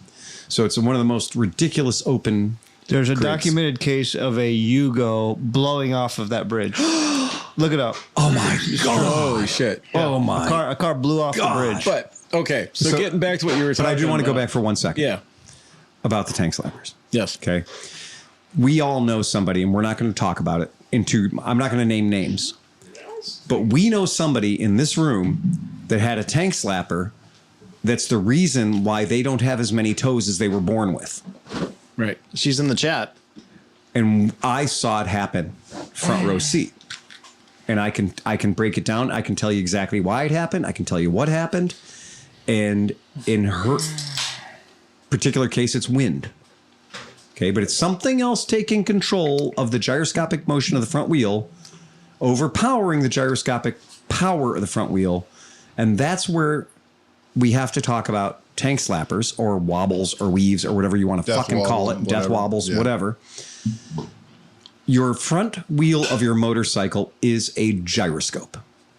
A gyroscope wants to do one thing, and that is hold its direction. Whether you are talking about a guidance system in an old airplane, or a guidance system in a piece of artillery, or a guidance system in an old boat. A gyroscope is designed, and its whole purpose is to maintain its orientation. It is no different than when you hold that gyroscope vertically. It wants to maintain its direction. When we were children, if you had a better than public school education, you sat in an office chair with a bicycle wheel in front of you, your physics or science teacher spun it, and you got to impart energy against that axle and rotate the direction of your office chair. Remember when you could hold it on the one side and it would just, you're like, what the fuck? Exactly. Yeah, and you learned about gyroscopic energy. You learned about gyroscopic control that way. And you could appreciate how much power was involved. That you could change the orientation of a 250-pound person simply through the rotation, the movement of an axle. And you could put myself on or off balance that much. Now we're talking about a motorcycle.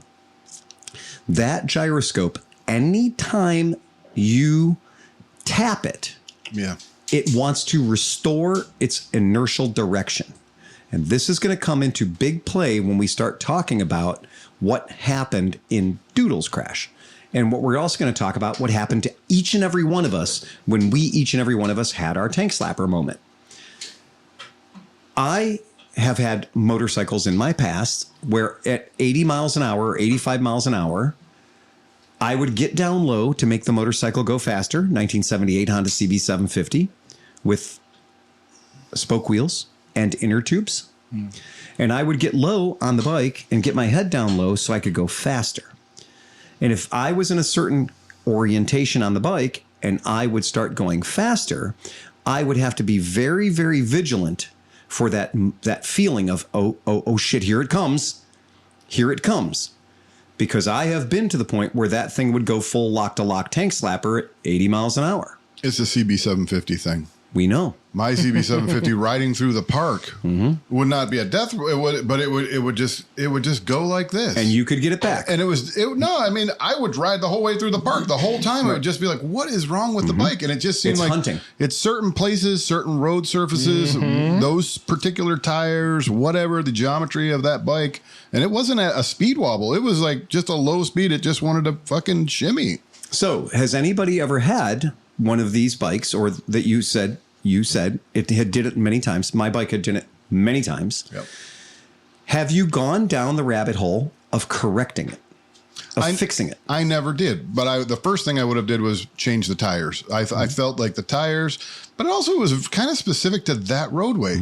It never seemed to do it except when I was going through the parkway at that speed, and it just wanted to do it there. I don't know why. Oh yeah, there's vibrations, there's frequencies. If the road has if the road has a certain frequency to it, at exactly 99 miles per hour, because it has the world's cheapest Shinko on the front of it, my Thruxton coming across Slidell would go side to side to side to side. 97, you were fine. You're fine. 99, it was looking for any track it could find. Right. Think about it this way. Have you ever had in a car that at certain speeds, it feels like a wheel's out of balance? It is. It's the same thing. So like you get up to 55 and it starts shimmying. You accelerate to 60 and it goes away. Smart people call it a harmonic. Yeah. Exactly. So- that's the unique set of... And that's that circumstance resonance. where a very small thing, the resonance, can go through and become a very big thing. And now what most people tend to do is they tend to focus on the front of the motorcycle, because that's the part that's scaring them. They focus on the front of the motorcycle. And they'll do things like they may add extremely heavy handlebar weights. They may put a snake through the middle of the handlebars, a heavy weight through the middle of the handlebars to make the handlebars heavier. A steering dampener is probably the most logical thing. Is what a lot of people will do. A lot of people will tear down their front end to make sure that they don't have a pinched fork, or they don't have a pinched caliper can do this. Or wonky bearings in the head. Absolutely. Wonky bearings can all lead to this. about just misaligning your rear tire. That's where I found my problem. So where I found my problem with my bike was my dumbass saw some lines on my axle, my swing arm, on my 1978 CB750. And there were a series of lines adjacent to the bolt that holds the axle on. And there was 1, 2, 3, 4, 5, 6, 7, 8, 9, 10 lines. So I was going, if I put this new chain on and I make the chain the correct tension, and I am at 4 lines on the left chain side, then I should be at 4 lines on the right non-chain side. I think everybody's done this. Okay. Everybody's and done we it. will then say, if I am 4 lines here and 4 lines here, torque her down, she's straight. And I had gone out and I had experienced said death wobble at about 80-ish so many times, it was freaking me the fuck out. And I was a younger guy. And one of these guys, the guy's like, is your back wheel on straight? And I was like, yeah, dude, I measured it. And then I went back and loosened it and measured it again. He's like, well, your chain, brand new chain, it slacks out. You probably need to tension it again. And I did it again. What I didn't do was I didn't actually aim my back tire. I did not put a mechanical device between the sides of my tire or my rim and aim it to the front of the motorcycle. I had just used the hash marks that Honda had installed there in 1978 when they built the bike. And what I realized is once I went to that, that my back tire was in fact not straight. My back tire was optically, visually Once wrong. we put the laser on it, Yeah, lasers we'll know didn't exactly exist. where it's at. Not for this application. So, sharks with freaking laser beams on their heads. But what had happened was I realized What happened was when I ran it out and when I did a run out test on it and when I actually put a nice straight piece of steel across that, a piece of 1-inch angle iron, and when I ran that forward, how out of true or out of aim my rear wheel was. And what was happening then is my front wheel is always trying to do what? Go back online. My front wheel wants nothing more than to go straight. My back wheel is perpetually saying, I'd like to crab out, please. You're pushing a snowplow. That's exactly right. The whole bike wants to go like this. Exactly. You get this thing. And at 80 miles an hour or so, it would become a problem. Now, I had learned through experience that my particular tactic was, since you're having a hell of a time hanging onto the handlebars anyway, which is terrifying, you'd get your ass a little further on the back of the seat and you'd apply rear brake. So I drop my body weight lower, I'd apply rear brake. And if I sat upright, shit got bad real fast. So sitting upright didn't work. Getting my head down lower, getting my body mass lower, and dropping my ass back on the seat. Yeah, that was pretty funny. Keeping the correct crystals in your pocket. You need. Zimbo says you need to keep the correct crystals in your pocket to maintain a proper resonance frequency. I keep them in my prison wallet. No, I just align my chakras and we're good. Little quartz up your ass. Yeah, It's good to go. Just align your chakras. Sure. Well, 442, man. every single time that I would do that, it would solve the problem.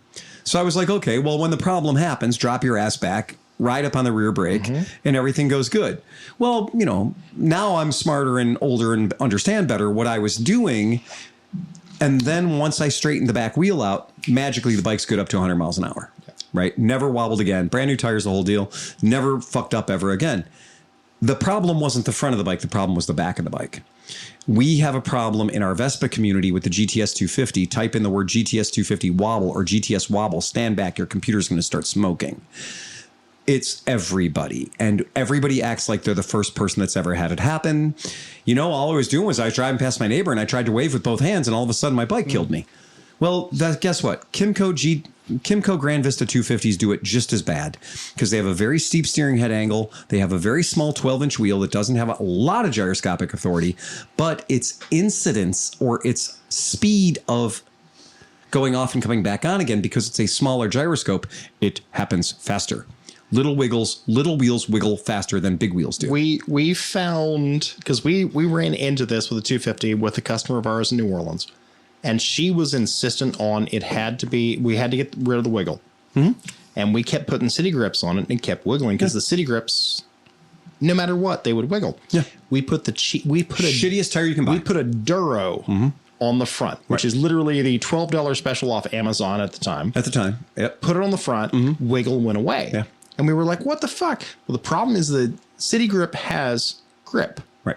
The Duro does not have grip. So the Duro was like skipping across like a stone in a lake, and it was straight as an arrow. And meanwhile, had you taken the motor out of the bike, replaced the rubber motor mounts with hard nylon rubber mounts, you would have fixed the wobble.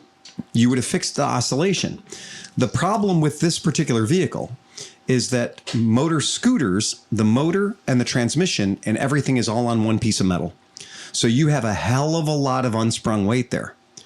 And that operation, to make the bike not transmit every little bump in the road to your spine, the manufacturers all use very soft rubber in the swing arm mounts. Because your motor is not mounted into the front of the frame and isolated. Your motor is part of that swinging assembly. So because your motor's part of that swinging assembly, there's a lot of mass there going up and down. It's also going side to side. If you grab a 10-year-old motor scooter's back tire and you wiggle it, it will move 3 inches left and right. Every 8,000 mile plus LX, you can just freaking take the rear end and shake it around. Of course. You can check the same thing on a conventional motorcycle too by just seeing how the swing arm, if the bushings I ran into that with a Moto Guzzi lately. So because you have to adjust the swing arm pivots. I guess is what they are. Pivots. Yep. I had you don't check those because Why would you? Why would you? Why would you? And this one, the guy was like, well, when you put it in gear, it doesn't go anywhere. And it was because the freaking cardan joint was locking out. Right. Because every time you sat on it, it had just That's what I thought was hilarious. When you were not sitting on the bike, you'd let the clutch out and it would go forward. Go forward. When you sat on the bike, you let the clutch out, it didn't go anywhere. Because it was enough to pull the drive shaft apart. It pulled the cardan joint out of the output shaft. But going back to my original statement regarding Doodle's crash, when we have a back end of the vehicle that has a low tire pressure, there's this side-to-side motion that we're allowing it to have, what will happen is the incident starts when the back wheel is allowed to go left and right.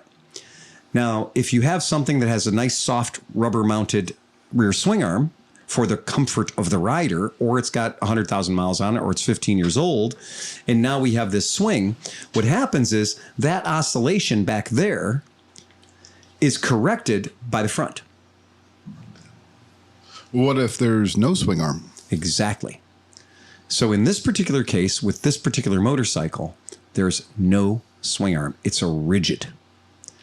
But what this motorcycle has... So what kind of motorcycle was it? It's a Janus 250. Back to the Janus. Back to a Janus 250, the bike in question. Same as Chris. Yeah. Okay. So this is the Halcyon 250? This is a Halcyon 250. This is a rigid back end, which can make you go, well, we know that the back end wasn't swinging around because it's a fucking rigid. However... But was the wheel aligned? Was the wheel aligned? And it was a transition from non-graded pavement to graded pavement. With a bump. With a bump. With a bump.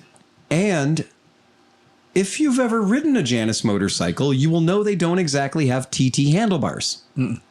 What do they have, Chris? Beach style? Fucking big old beach style handlebars, baby. They are embracing the 1920s board tracker look. Your handlebars, where your grips are on that motorcycle, are about 1.5 feet back and 2 feet away from the triple clamps of the bike.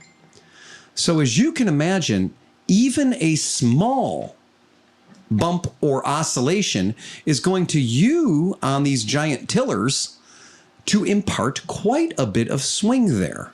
And if you've got short arms because you're a smaller human being, then you're going to have less leverage. Closer, Chris. You're going to have less leverage to maintain any kind of or control. correct it. And what type of front suspension is on a Janus motorcycle? Is it a conventional front fork? No.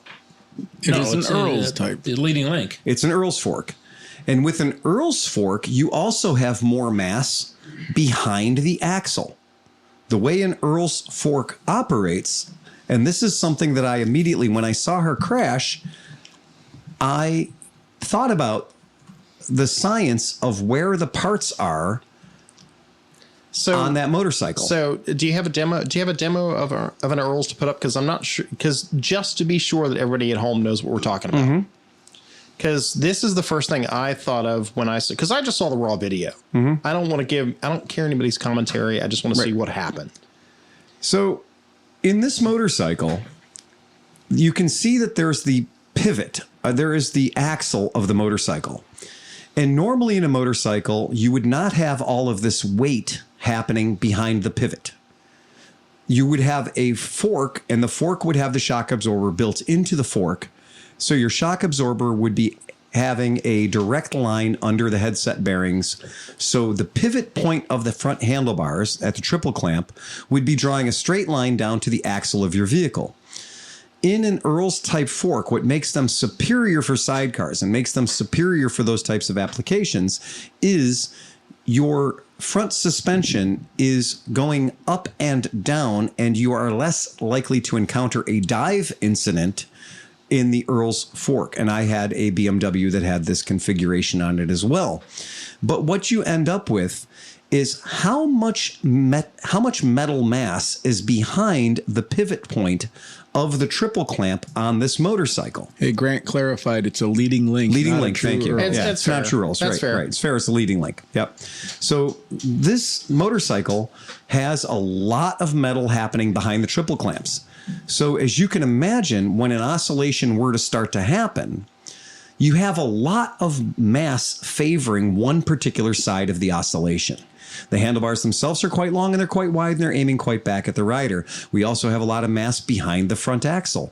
So I might even argue that something that would not be as energetic on a motorcycle with a traditional front fork may feel more energetic, as I have had a tank slapper on a motorcycle with a BMW motorcycle with a sidecar and this configuration. And I was surprised at how strong it was. And I've had tank slappers on a hell of a lot of sidecar rigs. So going out on a limb, Yeah. everybody here has ridden in this podcast has ridden a trailing link bike. Yeah. Earl's or otherwise. Yeah, exactly. Because everybody here either has ridden Chris's bike, Right. or a Honda Elite, or a Honda Dream. Sure. Or an old BMW. That was my next Exactly. point, is that between all of us, there might be 3 of us that have ridden a /2 Euro, because this is a European thing. This is not, because the Go ahead and American throw the picture up. /2s had a conventional fork. So there's my BMW. So And this is going to be the most boomer thing I probably have ever said, is that kids today have never really experienced this style of motorcycle with a leading link fork. sure. So when you get into a situation, I mean, this is just the same as a right shifting your British bike or an upside down shifting European bike when they did the shit in 74 and everything else. If you haven't experienced this on a regular basis, you don't know the handling characteristics of a quirky bike like this. So when you get into a situation with a transition like that, it gets in over your head real fast. Understood.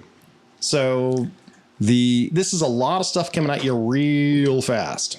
A tank slapper on any motorcycle is a seeing God moment. It is. It can be worse for you if you have a small wheel that doesn't have a lot of moment of anxiety, because it's going back and forth very, very fast. Yeah. And sometimes a strong person or a heavy person can overpower that desire for it to go back and forth, side to side, very, very fast. On a bike that has a 21-inch wheel, that has a heavy front suspension, once it goes offline and it says, I'm going to go back online now, it overshoots the mark. And then it says, I'm going to go back online again, and it overshoots the mark.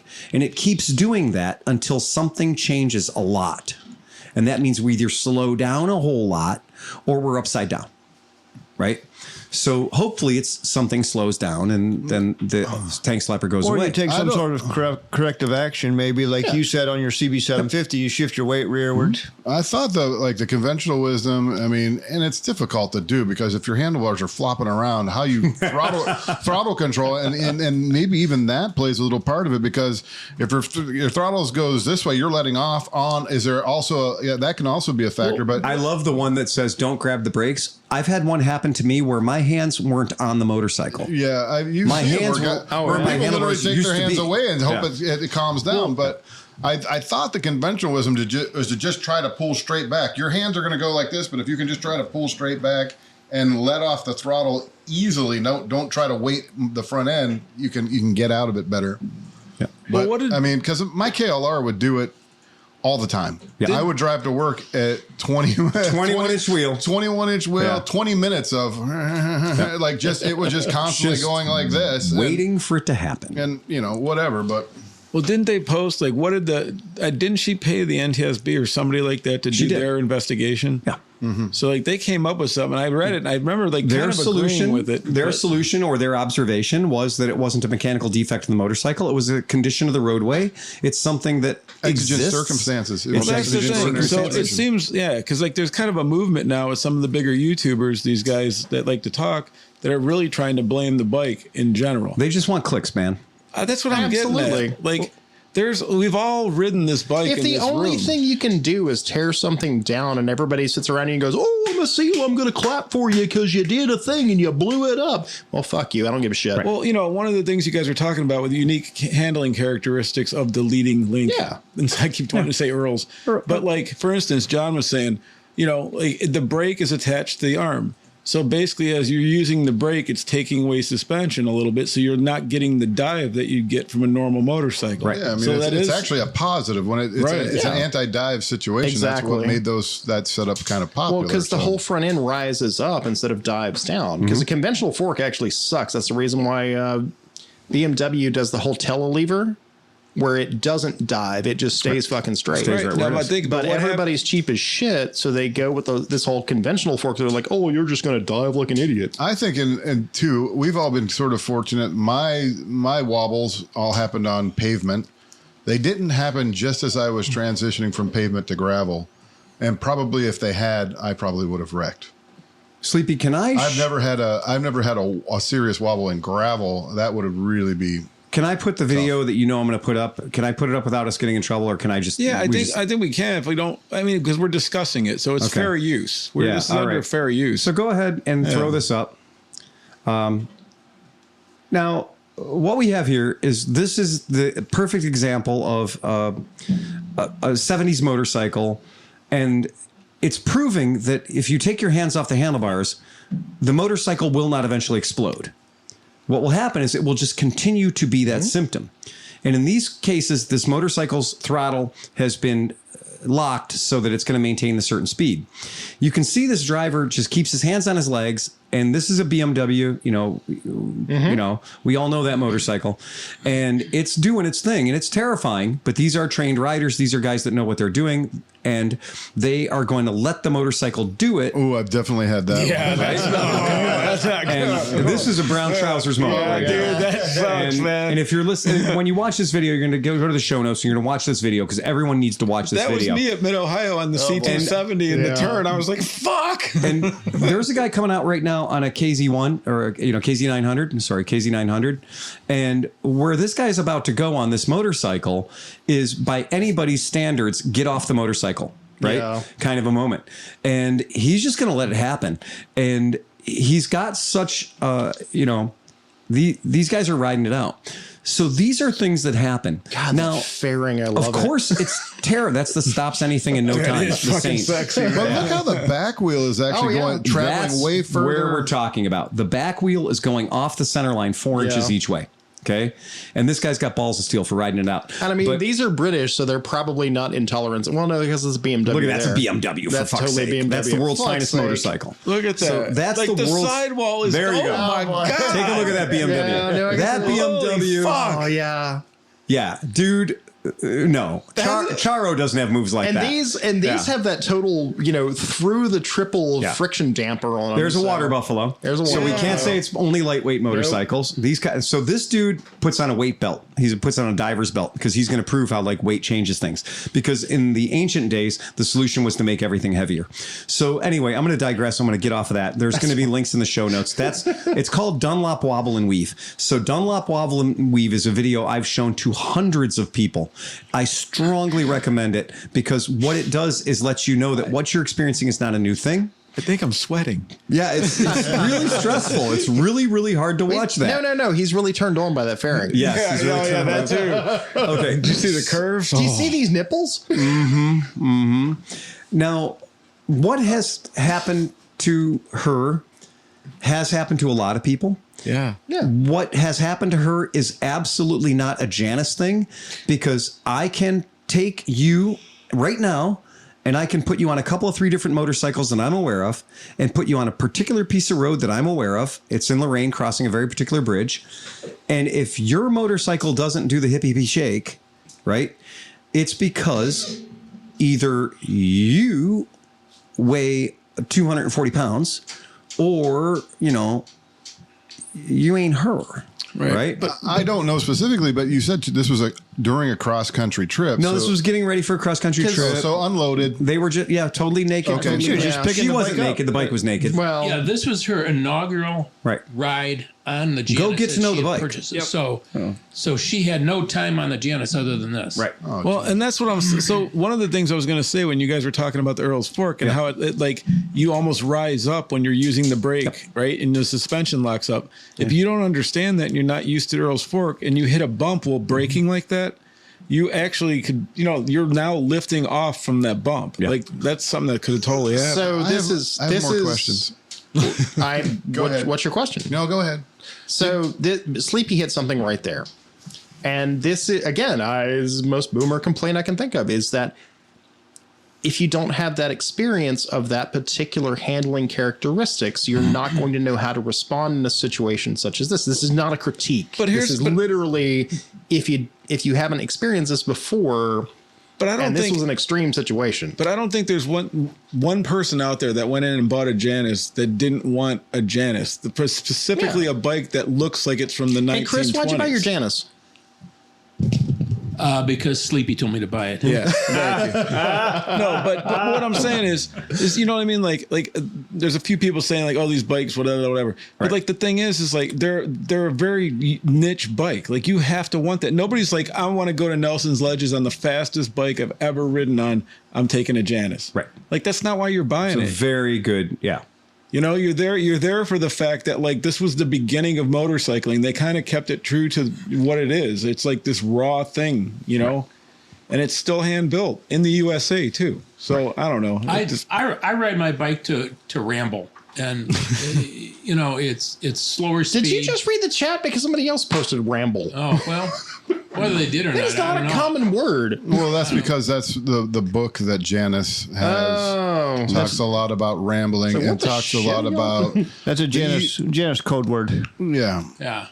Okay. But it's a whole ideology behind, you know, we're bigger, faster, stronger, everything, and that the Janus wasn't made for that. The Janus was made for just slowing down, taking it easy, and enjoying the riding experience for what it is, like a simpler bike, a nostalgic ride. And for Chris, I think his bike just the conversations that it elicits. Who doesn't stop you when you're on a Janus and say, "Oh my God, that bike looks like it's from 1920." And that's perfect for Chris. Everybody stops me when I ride the freaking things. But the thing too is when we've ridden with you, we're not really going a million. We're doing like 40, 45. Like that's kind of where that bike's comfortable at. You know, it's like, it's I don't know. I think it's unfair to really judge a bike from one person having an incident. One of the videos that I watched there was of an evaluation of this because apparently it blew up and everybody went, "Oh my God, freaking crazy Janus!" I'm like, how does anybody else know about Janus motorcycles? Because what the fuck? Oh, this has introduced a lot of people to the Janus motorcycle. And it was an older guy who owned a Janus. I'll find out later who it was, and he was like, she was obviously with another Janus rider who obviously was a representative of the company. Yeah. Who immediately stopped and did everything right. Did everything right. Yeah. Did everything right. And like got her help and got everything squared away right and everything else. So that she was not by her. This was the demo ride of, hey, this is how this is going to work. Right. On a road in Indy, I guess outside of the factory in Indiana. And then this happened. Right. So this is not like she was on her own. This was, this is the demo ride. This is how it's going to work. Right. So that was my question. Was this game over for her and the Janus, or did she eventually do the trip? They're going to. They're going to do that. So they're rebuilding it better, faster, stronger than it was before. And I did get somebody question, what is the difference between a leading link and an Earl's Fork? Oh, good. Is it Grant? So here's the. Go ahead. Hang on. Grant actually checked. Grant from Janus is in the chat, and he says he's in the chat. So is this good. Grant that's checking in? So I would like to I'm just going to show you a very simple difference between the leading link and an Earl's Fork. Ernie Earls is the inventor of this particular thing. Ernie Earls made a bunch of motorcycle frames. Ernie Earls came up with this idea of the Earl's Fork. It has to do with the location of the pivot point. Oh. The pivot point is going to determine whether it is an Earl's design or a leading link alone. That looks like the pivot point is all the way behind the back tire. I know. All Kleenex is facial tissue, but not all facial tissue is Kleenex. You can't Xerox a Xerox. Right. So that's the difference between the two. And it has to do with the concept of where the pivot point is the difference between the use of the term Earl's or the use of the term leading link. So are there any they are all Gotcha. They're all leading link forks based on the link Earls is being just where the gotcha. leading. Are there different characteristics to the Earls? Not so much. No, So- it's all going to be right. about the same reaction. So not so much. So But that looks more, the actual Earls looks a lot more like what I see on racing hacks. well, yeah, no, the sidecar racers that you see are going to use a traditional Earl style fork, Yeah. where the pivot is actually not the pivot, the spring is actually located further so back the on the Earls line. That's a patent of 1953 specifies a link pivot behind the front Yeah. wheel. So if your link pivot is behind the front wheel, this picture is not of an Earl's fork. Right. Because the link pivot is not behind the front wheel. If we are looking at a motorcycle who has its link pivot behind the front wheel, like the BMW, that is a leading link front fork. So that's strike an that Earls. backwards. Thank you. Yeah. Take what I said and reverse it.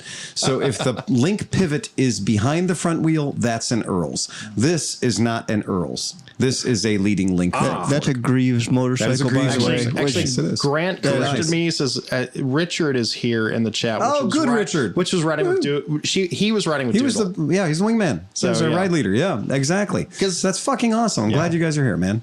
Like it took me a while to come around to Janus. Not gonna lie, because when we were in New Orleans, we kind of laughed at it. When we worked on 2 or 3 of them, we were like, "Look at this thing." And then after riding Chris's, and after riding the sidecar, and Yeah. after riding the other rod, I was like, you know what? I get it. Yep. It's kind of cool. It's kind of that laid, and as Sleepy said, as that laid back ride where you want to talk to people and interact with people. And the Route 66 ride sounds like an awesome thing where it's like, I'm taking it slow. See, to me, I just see a lot of guys that want to have conversations and they don't have the patience or anything to rebuild a 1920 bike. Right. So this gives them a ready to go it's a crowd bike pleaser. Oh, that they can absolutely. ride down the street to the ice cream place and they can get the 150 throw that people that picture up. ask them up about the bike. Throw that you picture know? up. Let's just say this, too. What looks more profound? What looks more interesting? Right? Than this motorcycle. It looks like the Hogan's Heroes are going to pop out from that fucking bar. Right. Like, I love the Brooks style leather saddle Everything. seat. Like that is my favorite thing of that entire bike is that leather seat. This motorcycle is absolutely gorgeous. So, Chris, But is that more- what popped you when you saw that? When you first saw the 250? I think that's the 450, or is it? Or is it it the bigger one? 250? I think That's the 450. That's That the looks like the 450. big block. It's 450. Halcyon 450. But when you first saw it, was that Yeah. they were like, what went through your head? Were you like, holy shit, I need that thing? Well, I actually saw initially down at Mid Ohio. I saw the 50cc Okay. unit that they had. So it was the same design. I think those are super cool. I was looking at Janus and I was looking at the 50cc's and I really there's something about having that open bike with that little motor that reminds me of like a Scott or something like that. Oh, like, yeah. I don't hate the 50cc. I know I saw a 50 on Marketplace the other day and I was like, number one, I didn't know they made the 50. Number two, I was like, that actually is pretty hot. So when I saw it down at Mid Ohio, and that was probably 8-9 years ago, before they were making the 250s, but I just fell in love with the look, and I was in the process of raising kids and riding other motorcycles, and then back in 2020, I started following them again, and one came available, and I went over to Indiana in the beginning of November with a great idea of maybe riding it back to Cleveland. When it gets dark at like 5 p.m. And Chris didn't know the way. So either. wait, so this is your maiden voyage. You went all the way from Indiana back to Cleveland, Yeah, and you're yeah. still here with us. Yeah, I am. Okay, I am, all right, Yeah, just, okay. yeah. And the other thing is there's a picture I'm just going to throw up real quick. Janus, this is the Janus Paragon, right? The Paragon. This is a gorgeous bike. I can see New Nick riding this. Of course, I can see all kinds of people riding Nick it. has So this that was- poster. There's no way New Nick doesn't have this fucking poster, dude. So that was in the beginning whenever they did a lot of mopeds and stuff like that. And Right. That's And gorgeous. And it's that's a where they got gorgeous started. bike. It's They a were gorgeous bike. It was a kit bike. You provided your own 50cc motor, and they're liquid cooled 50cc bikes and super fucking Also, Nick sexy, definitely man. has one of these. Oh yeah. Super fucking sexy and very, very cool, very beautiful. So Yeah. So Grant has checked in and said you have sold so many bikes for them, so apparently they owe you a new bike. Well, that's fine. Yeah, that's fine. Who's that? Who? It's a Phil Grant. owes me No, a bike? you. Grant. They owe you. You. All right, I'll take it. You've Let's- been a brand ambassador for Janus for years. Well, without really, being one. That's who he is. But Well, that's technically he kind of is. But you know what, Tom? The bike really does sell itself. It If you're really smart does. enough to be able to point out the advantages of it, and if you are able to let somebody put their leg over the bike and actually feel how light the bike is and how comfortable it is sitting on it, and then they drive around. I let people drive around my neighborhood on it. Just go for a ride. Well, case in point is New Nick. That's how New Nick came in the fold, right? That's exactly right. You actually that's met right, New yeah. Nick because of the Janus. So it turns you do meet people that are under the age of 100 years old. Yeah. If you ride a Janus, you might not have to just hang out with 100-year-old So- guys. Wait. Because despite the Janus jokes, The reason that we got new Nick is because he was raises just the happy Janus. Chris wasn't going to rape him. Well, you meet the most wonderful people on a Janus. Janus. And the bikes I'm coming out with next week are going to be called the Rex Sphincters. Yeah, that's fine. Sometimes they write themselves. But these bikes do sell themselves, and once you go on their website and you start to look at the color combinations and the additions that you can make to your bike, then you personalize the bike right out of the chute, and there's all sorts of different colors and whatever. And I remember a couple years ago, I got 4 different Januses, one 450 and 3 250s that hang around my shop. Yep. yeah, And every time I'm being visited by one of those bikes, for whatever it might be, I'm still waiting on my certificate. every time, whatever it might be, anytime one of these bikes is around or in town, and when it's raining out, we bring them inside because we don't want them to get wet because leather's leather, right? So every single time, we can't have a day where a customer comes in who might have 38 cents in their pocket, doesn't make some comment about like, oh man, that's cool.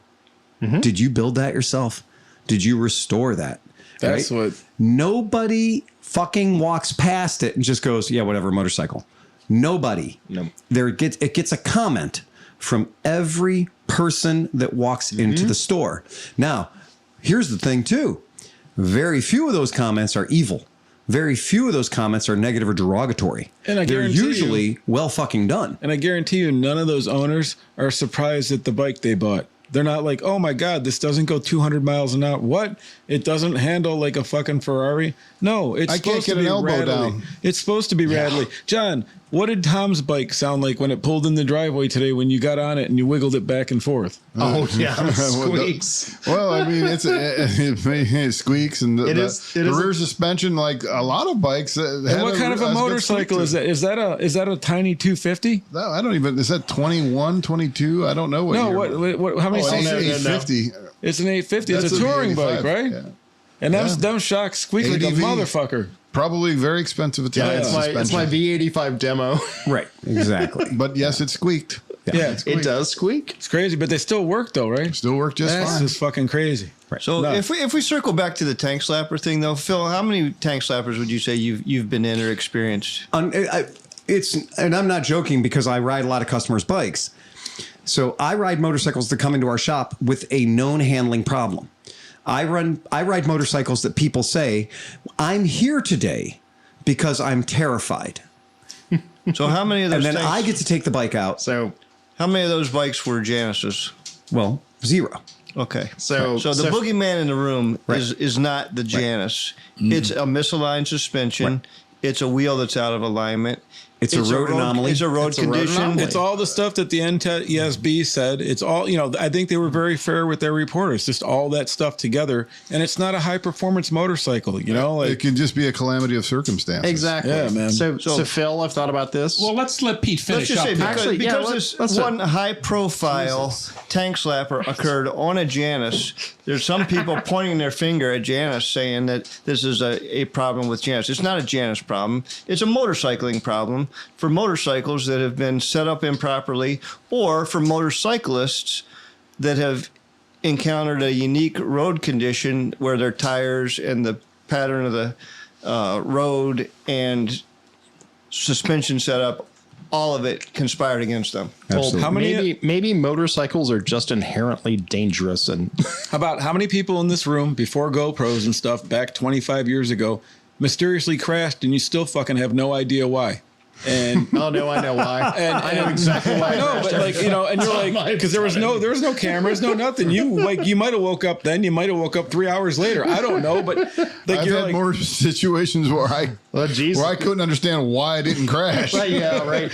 But what I'm saying Coming home is, from the Spitfire at 2 a.m. I was so drunk, I have no idea how I didn't kill myself. right. I've crashed on shitbox bikes that shouldn't have been on the road. I've crashed on brand new bikes. Like, I mean, like, well, Phil hit on something a minute ago. Phil and I ride bikes on their first day and on their worst day. Yeah, absolutely. And that's the trick. That's my shop. Yeah, Yeah, we you're right. literally First day, have worst day. we either ride it the first day going, hey, everything's cool, here's your bike, or oh my God, how the fuck did you ride this in here? I don't know Doodle personally at all, but she does seem to be a pretty hardcore bike rider. I am envious of her experiences. I wouldn't be surprised if she's very familiar with what Wobble feels like. Was this the first time this ever happened? I bet she's had other circumstances. Look, I mean, if you've spent she's taken law enforcement motorcycle training. Yeah. She's pushed around a Road King.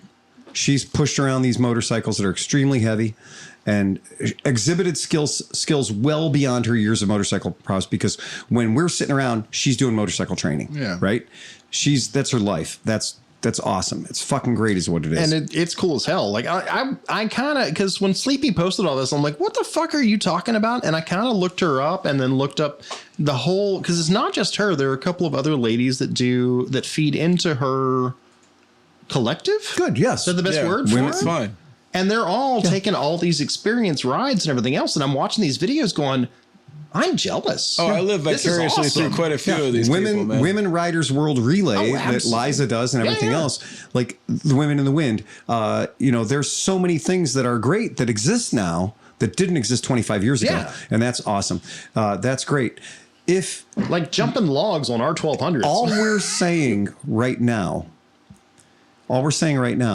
is something that every fucking Dynabro is sitting back there going, really? This is what you guys are talking about? Mm-hmm. Dyna's been trying to kill us for the past fucking 30 years, right? Are you fucking kidding me? I got a video of a guy going backwards at 80 miles an hour on a Dyna because the swing arm's mounted to the transmission, okay? Because Harley fucking built it that way, all right? And it's such an issue that nobody talks about Softail tank slappers. Nobody talks about Road King tank slappers. But if you say Death Wobble, you don't say Death Wobble. You say Dyna Wobble. That Springer gets funky at certain speeds. I've had some interesting days on the way to You finally work. replaced all the suspension components were worn the fuck out the front end. Most of them. Now, Sort of. I greased back to our particular question. The person that's tearing her down, the person that's taking shots Not her, the bike. at her and the bike. No, I think He's mostly punching at the bike, right? He's mostly Yammie Noob. And I used to listen to Yammie Noob's podcast, and then things changed. So his podcast went from being, I'm there to try to educate people about motorcycles, myself being young on my journey, motorcycles, hence his name is Yammie Noob, right? The whole thing. Sometimes you brand yourself on the internet. Be careful of what you brand yourself. I'm just that asshole. Because you may not be the noob forever. You might want to have some credibility in the things you say. And if your name's Yammie Noob, it's going to be hard for guys to take you so seriously, right? If you call yourself Billy the Squid Billy, maybe people don't want to hear your best riding tips, right? I used to listen to the podcast, and then he turned his podcast in the interest of getting more views into a Orange County Choppers Drama Fest, where he's going to fire this guy on the radio live or whatever. Oh, and damn it, I was going to throw a chair. Right. And I know none of this. This is interesting. And we were approached many years ago at our Lakewood store about running a Discovery Channel show at our shop. And the people that came in and told us, you guys have the perfect dynamic. Johnny Chrome is there. Like you guys, Emmy's there. You got this great, amazing dynamic. Your shop is a really cool thing. Let's do a sizzle reel. That's when everything was they were fucking any motorcycle shit. Oh, they came and spec'd that. us out, and I didn't throw a chair, which is why we didn't get a thing. So their production staff, which was 3 fucking humans and $10,000 worth of cameras or whatever, they came in and they had already in their head, after meeting all of us, had kind of put together the plot of 12 episodes.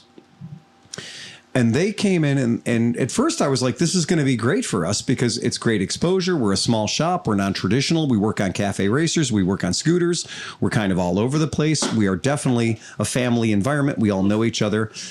And they instantly started pushing, okay, so one of our storylines is going to be how Johnny Chrome has got an unrequited love affair for Emmy, right? And that it's creating tension in the workplace because of all this shit.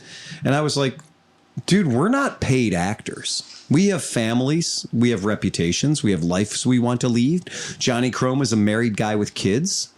We can't send these messages out. If that's what you need actors to do that punch out at the end of the day and don't use their own name in the fucking credits to the show.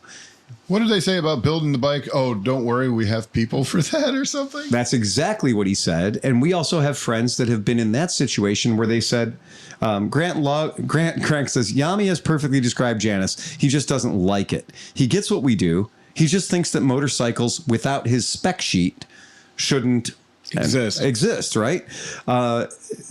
Yes, I totally agree. And well, to that, I watched his initial review of the bike, and while you could tell he didn't much care for it, he kind of, poo-pooed it a little bit about being on bicycle tires, which they are not bicycle tires. They are motorcycle tires. But it was a very matter-of-fact review. He didn't really say, like, oh, my God, this is a dangerous or this is a garbage bike. It just was a niche bike that he didn't care for. Yeah. I don't care for fucking Harleys. They don't care for you. Yeah. I mean, that's the thing. It's a niche bike, man. You buy it for what it is. That's the whole point of it. And you got to be careful because people pay attention and people know things. And this is the example of you're trying to make YouTube your money. You're trying to make, social media. You're trying to make this your income. And so you're deviating away from factual data. You're deviating away from the truth of the story and you're creating drama. You're creating clicks. You're doing it for the lulz. You're doing it for the clicks. And, people that live in glass houses got to be careful about the way they throw stones, right? You lose credibility as a motorcycle educator. You lose credibility as a guiding light to a group of people. A motorcycle safety aficionado. Or, yes, don't speak to the safety of a particular thing when you're out there causing problems. And this is a guy that rides motorcycles on a suspended license and got caught doing it. This is a guy that went over the double yellow line and put somebody else in the fucking hospital. Right. And created and radically changed not only his own life flying through the air after his crash that he did because of his own lack of rider skill or awareness. Right. He put himself and everybody else in harm's way. And then he's going to have the balls to say something derogatory about a company and a person and a rider that he knows nothing about. Armchair quarterbacking it. Right. Monday morning quarterbacking the shit out of the situation. Yeah. And he's got no. And that's my problem with the internet. Gives everybody the same voice. That everybody's an authority. And we are the ones here that are when somebody calls us out and says we did something wrong, we are right there on it. I mean, how many times has Pete called us out? Fair. Yes. And right. And we can go back and forth about things. And we do that. I have real problems.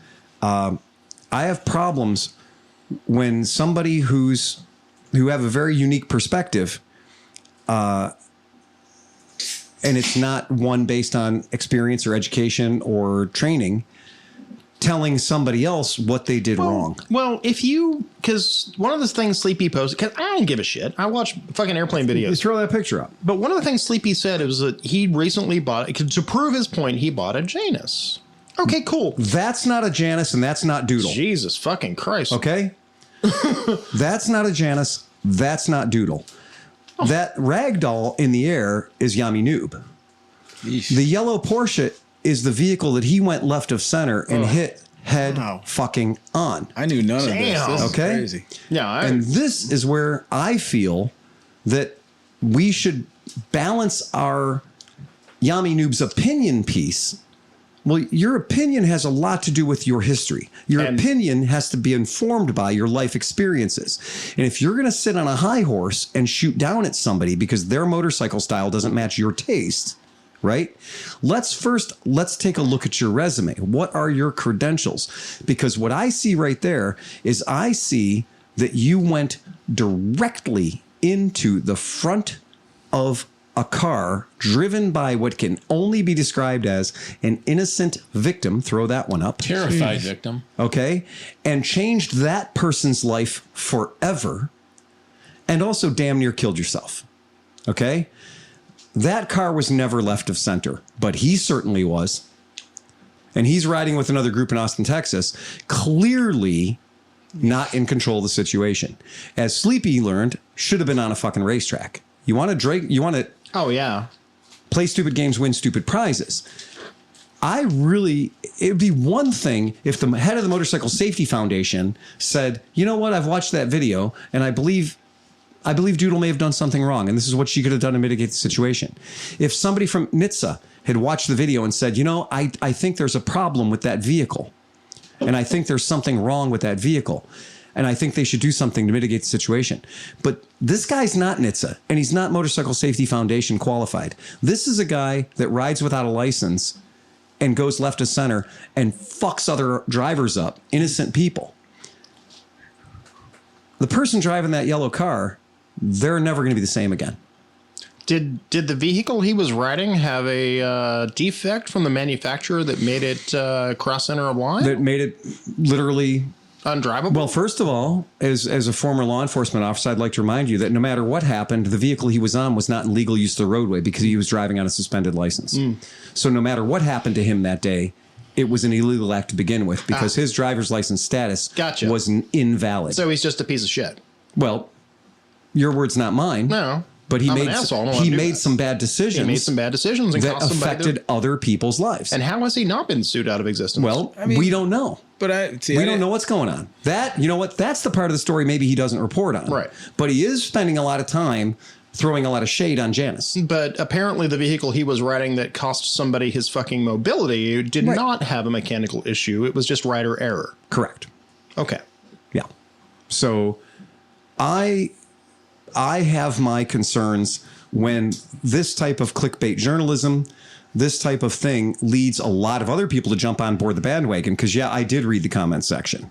Yeah. And that's what got me. A hell of a lot of unwarranted attention and vile hate and spite was leveled at both Doodle and Janus. Well, that's the thing. I've listened to the dude a little bit here and there. I didn't know anything about him. I would say, first of all, she doesn't deserve anything. No, of course. I mean, an accident is an accident. Sometimes it's just an accident. But hold on. But, when something like that happens, it happens too fast. And I don't see how, but like I said, the thing of going from, go ahead. I'm sorry. No, but the thing is that it's not even so much that. It was the comments, just like Phil said. It's like, that's an opinion, but like all these dudes are chiming in and a lot of them are just wrong. Like a lot of these dudes, I'd like to see have you ridden one? Have you ever ridden the front? But like the comments are like, they're getting likes and that sucks. It's not only are they getting likes, but he can't be responsible. Yammie Noob can't really be responsible for the comments that show up. But what he is responsible for is his reaction to the comments. Oh, okay. And that's where I take an issue, because when somebody comes on there and says some fucking out of line, hateful shit or wrong shit about Janus or whatever, and then he backs them up. So he's echo chambering it. Okay. And that's where I have a problem. It's like, okay, one, the first rule, don't ever read the comments. Yes. Two, if you're going to read the comments, don't play around in the comments. But what he's done is because he's circulating this for clicks and clicks and clicks. That's all that matters. The more attention, the more times we say his name, the more people are going to click on his video. Oh, then we should stop saying his name. And the more money he's going to get, which will train him to do that same thing. This picture that's up here right now, that's what he creates. Ouch. He's a creator. What does he create? He created that destruction. He created that devastation. That was his decision. He did that. That's what people should be paying more attention to than a death wobble. That's what more people should be paying attention to than somebody that doesn't understand the way a motorcycle works saying it's dangerous. He does not understand the way a motorcycle works. Everybody sitting at this table understands the way motorcycle works. In England, people would call him a cunt. See you No, I next think Tuesday. that's Australia. Right? See you next Tuesday. No, in Australia, it's a term of endearment. Oh, right. Right. So, Ah, you fucking cunt. so I have issue with that. That's my take on it. My take on it is what happened to Doodle is an unfortunate circumstance. Yeah. But I'm going to tell you that umpteen hojillion PGO buddies and boo-boos Yeah. have been produced and put on the roadway. Yeah. We know somebody that has lost appendages. Does that mean that all those boo-boos and buddies are defective? My left No. my left arm does not. My left arm still hurts because of my PGO boo boo. Lost traction when I was a fucking idiot and saw the red mist. I don't blame the fucking bike. You don't blame the bike I because never had a wobble on us, buddy. Though that's, I mean, Oh no, and so turn that through will just- get you a band camp every but that fucking just- time. But that just speaks to the randomness of when a wobble can happen. Just hitting something wrong, and it and happens. you might be able to get away with wobble because your butthole is hooked to a much larger human that is going to be more resistant to the effects of that oscillation in the front wheel. I'm Dan. resistant to inertia, gravity, centrifugal force, many dude, things. you hit bumps and the earth moves. What is it? I'm kidding. Okay. Can right. you guys want to have just one fucking moment of we're actually going to try to do some good. Okay. Yes. Okay. Correct. We're going to try to do some good. Thanks. Don't panic. Yeah. Don't grab the brakes. A tank slapper is often a result of a sudden wobble in the front wheel, and your natural reaction might be to grab a handful of brakes. However, this can make the situation worse by destabilizing the bike further. I think that's good advice. Okay? Keanu Reeves also does a pretty decent talk on how to get out of a tank slapper, too, if you want it read to you by somebody far more attractive. Okay? 2. Ease off the throttle. Releasing the throttle will reduce power to the rear wheel, helping to slow the bike down, which will, by science, put a little more pressure on the front tire without giving it so much pressure by hitting the front brakes. You have control over the throttle, or you have control over the rear brake. If your hands are off the handlebar, and I'll refer you back to those video images we saw earlier taken in year of our Lord 1972, those guys' hands weren't on the handlebars, but they still had control of the rear brake. Yeah. Okay. Lightly use the rear brake if needed. If you need to slow down, use the rear brake gently. Avoid using the front brake, as this can worsen the wobble and potentially cause, and this is my favorite thing in the world, a high side crash. Nobody here wants a high side. A high and tight? Sure. A high side? No. If you've never had a high side, let's keep it that way. They suck. There's never a good one. Very rarely do you do the ninja roll and pop up like Spider-Man. I saw Merritt do it once, and I've been impressed by her ever since. Yeah, fucking came off in turn 4 at Blackhawk, and that was a battle. That she high-sided like a son of a bitch. She went 18 feet through the goddamn air. It was amazing. And she did a ninja roll and came up on her feet trying to chase her bike down. That was a high side. The bike's headset was destroyed. It was unrideable, but that didn't slow her down. She tried. Lean forward. Leaning forward on the tank can help shift the weight to the front of the bike, potentially stabilizing the front end and dampening the wobble. As I told you in my initial story, I got my body mass low. I lowered my torso, and that helped destabilize, or it helped add stability to my unending tank slapper. 5. Let the bike stabilize. Allow the motorcycle to naturally correct itself. Resist the urge to overcorrect with handlebar inputs, which can make the wobble worse. And this is my favorite one of all of them, because if you watch Doodle's video, she is not a person that just gives up. She's a fighter. She is a rider. She is a control person. She wants to be in control of the motorcycle. When she started getting her tank slapper, I could watch her hands. She was battling it. Good. Excellent. I believe that the impact should only happen after you've fucking tried everything else. Go down fighting is my motto. And she was fighting it. But the problem is it's happening so fast that by the time you put your energy into those long cock-sucking handlebars that are so sexy, and by the time the energy goes from your shoulder to your elbow to your hand to that long-ass handlebar all the way to where the wheel is, the second oscillation has already started coming back the other way. And instead of stopping it, you might be helping it. And you added your energy to the energy that was already there. And it's not her fault. It's just the incident of the event and the amount of time on target that the energy has to overshoot, which is what a wobble is. It's when we're going over and correcting. And that could have made it worse. Last thing that says is consider a steering dampener. If tank slappers are a recurring issue, consider installing a steering dampener, which can help to dampen oscillations and prevent wobble from escalating.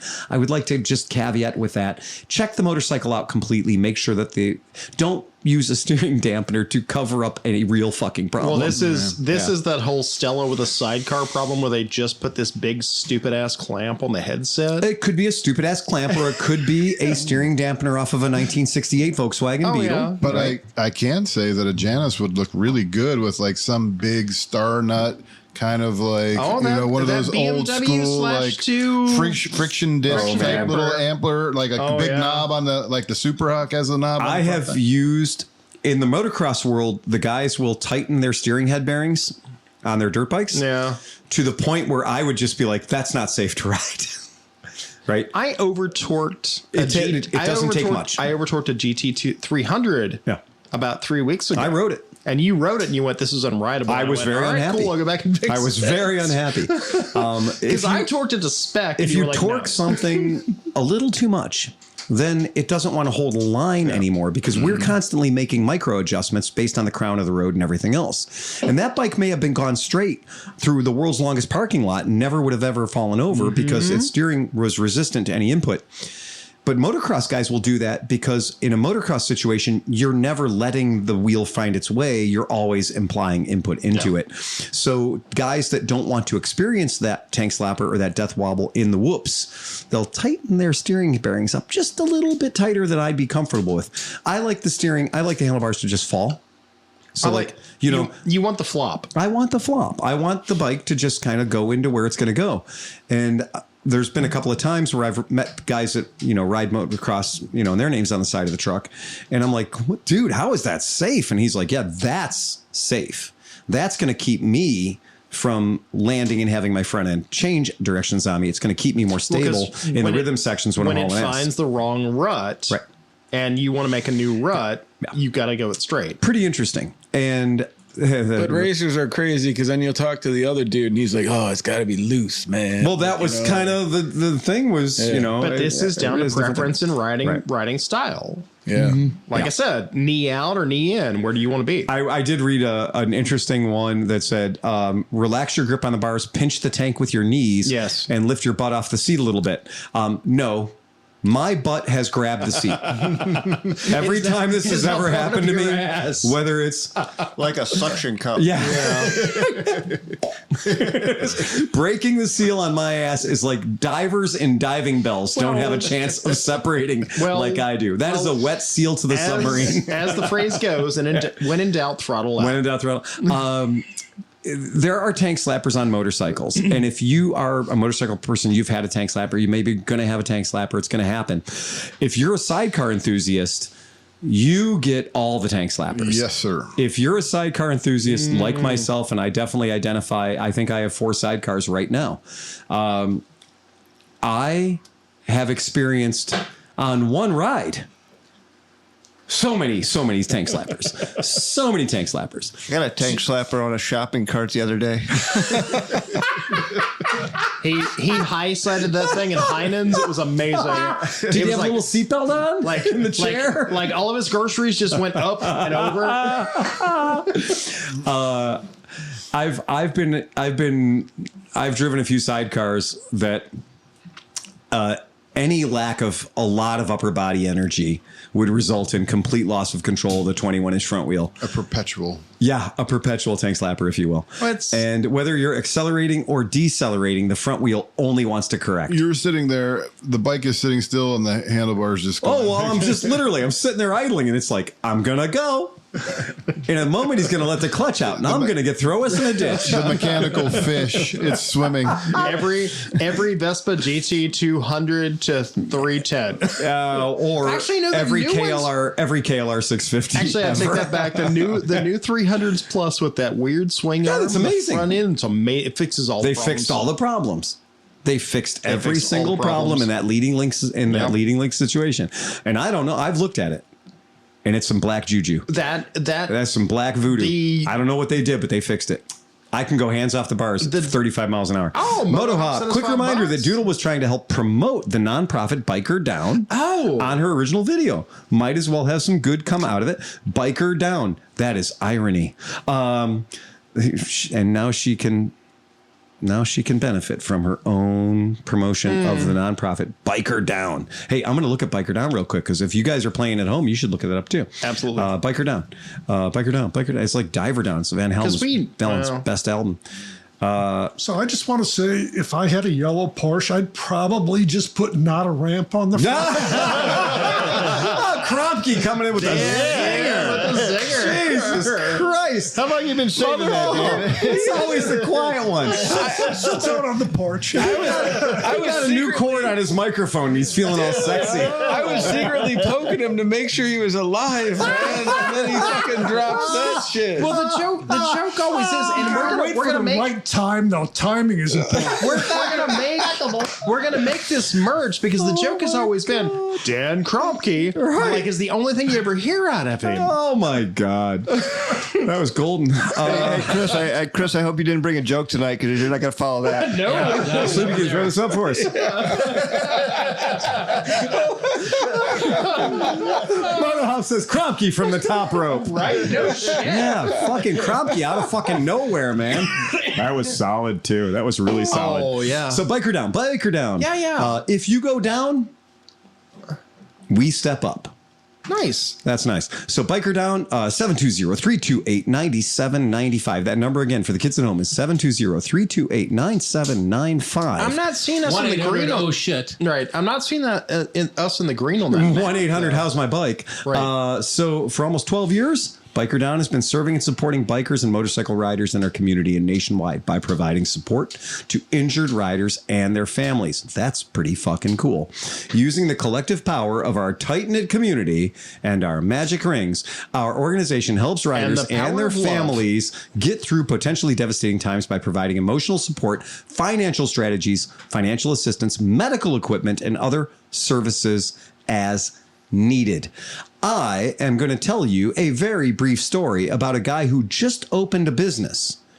His lifelong dream to run a shop.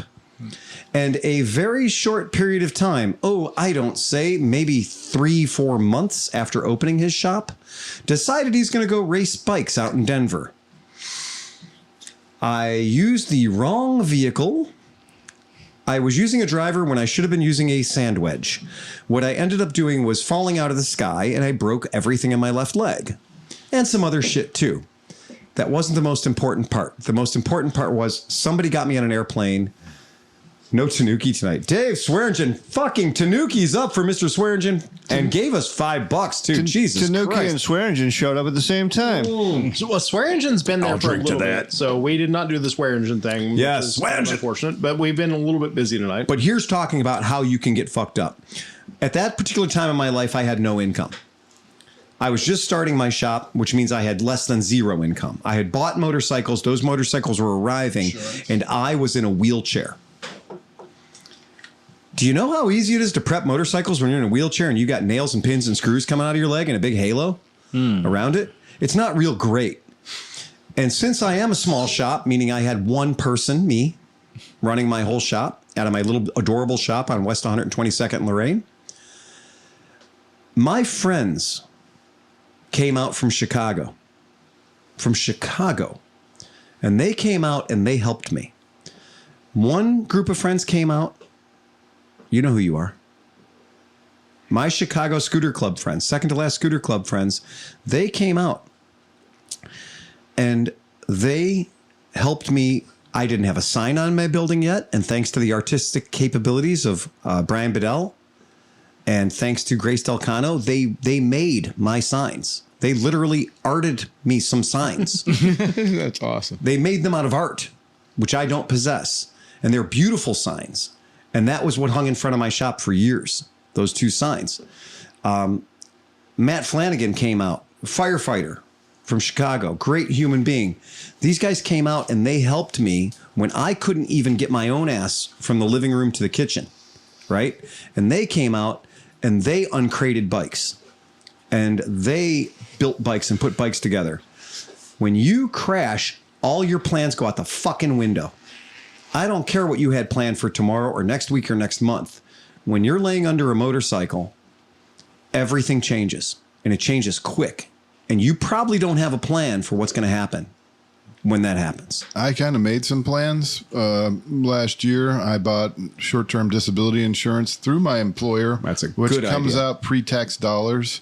So should I become disabled through an accident or for whatever reason, I would get $2,000 a month for at least a year, which is not, not what I make, but it would still help pay the bills and stuff like that. Which is why his wife constantly puts banana peels at the top of the stairs. And then I got $1,500 on Peggy, and it really wasn't a whole lot of money, but she's a dental hygienist, so if she falls and slips on the ice and sprains her wrist, she could be out for a while. Biker Down on their website. The biggest plea Biker Down makes to prospective members is to get the right insurance. One of the first problems an injured motorcycle rider or their family realizes after an accident or a crash is just how insured they truly are or aren't. Their families are shell-shocked that the faith they put in their insurance company to cover them only covers the bike or only covers if they hit someone else. That's an important thing, too. A lot of people don't understand. Yeah, I got my Geico minimum, whatever the hell payment I got. Think about it. Are you going to be covered? What's your policy actually going to cover? I sat down and talked to our shop insurance guy that we had for ages, and he made me see Jesus when it came to insurance and realize, yeah, the motorcycle policy that his company he worked for was trying to sell me was going to leave me, my cheese is going to be in the wind if I actually get hurt on a motorcycle. Uninsured motorists, too. That's what I was going to say. Exactly. 2 of my motorcycle crashes have been I've been hit by uninsured motorists. You want to know what they don't cover? Fucking everything. All right. They will cover your hospital bill. Forget about your bike.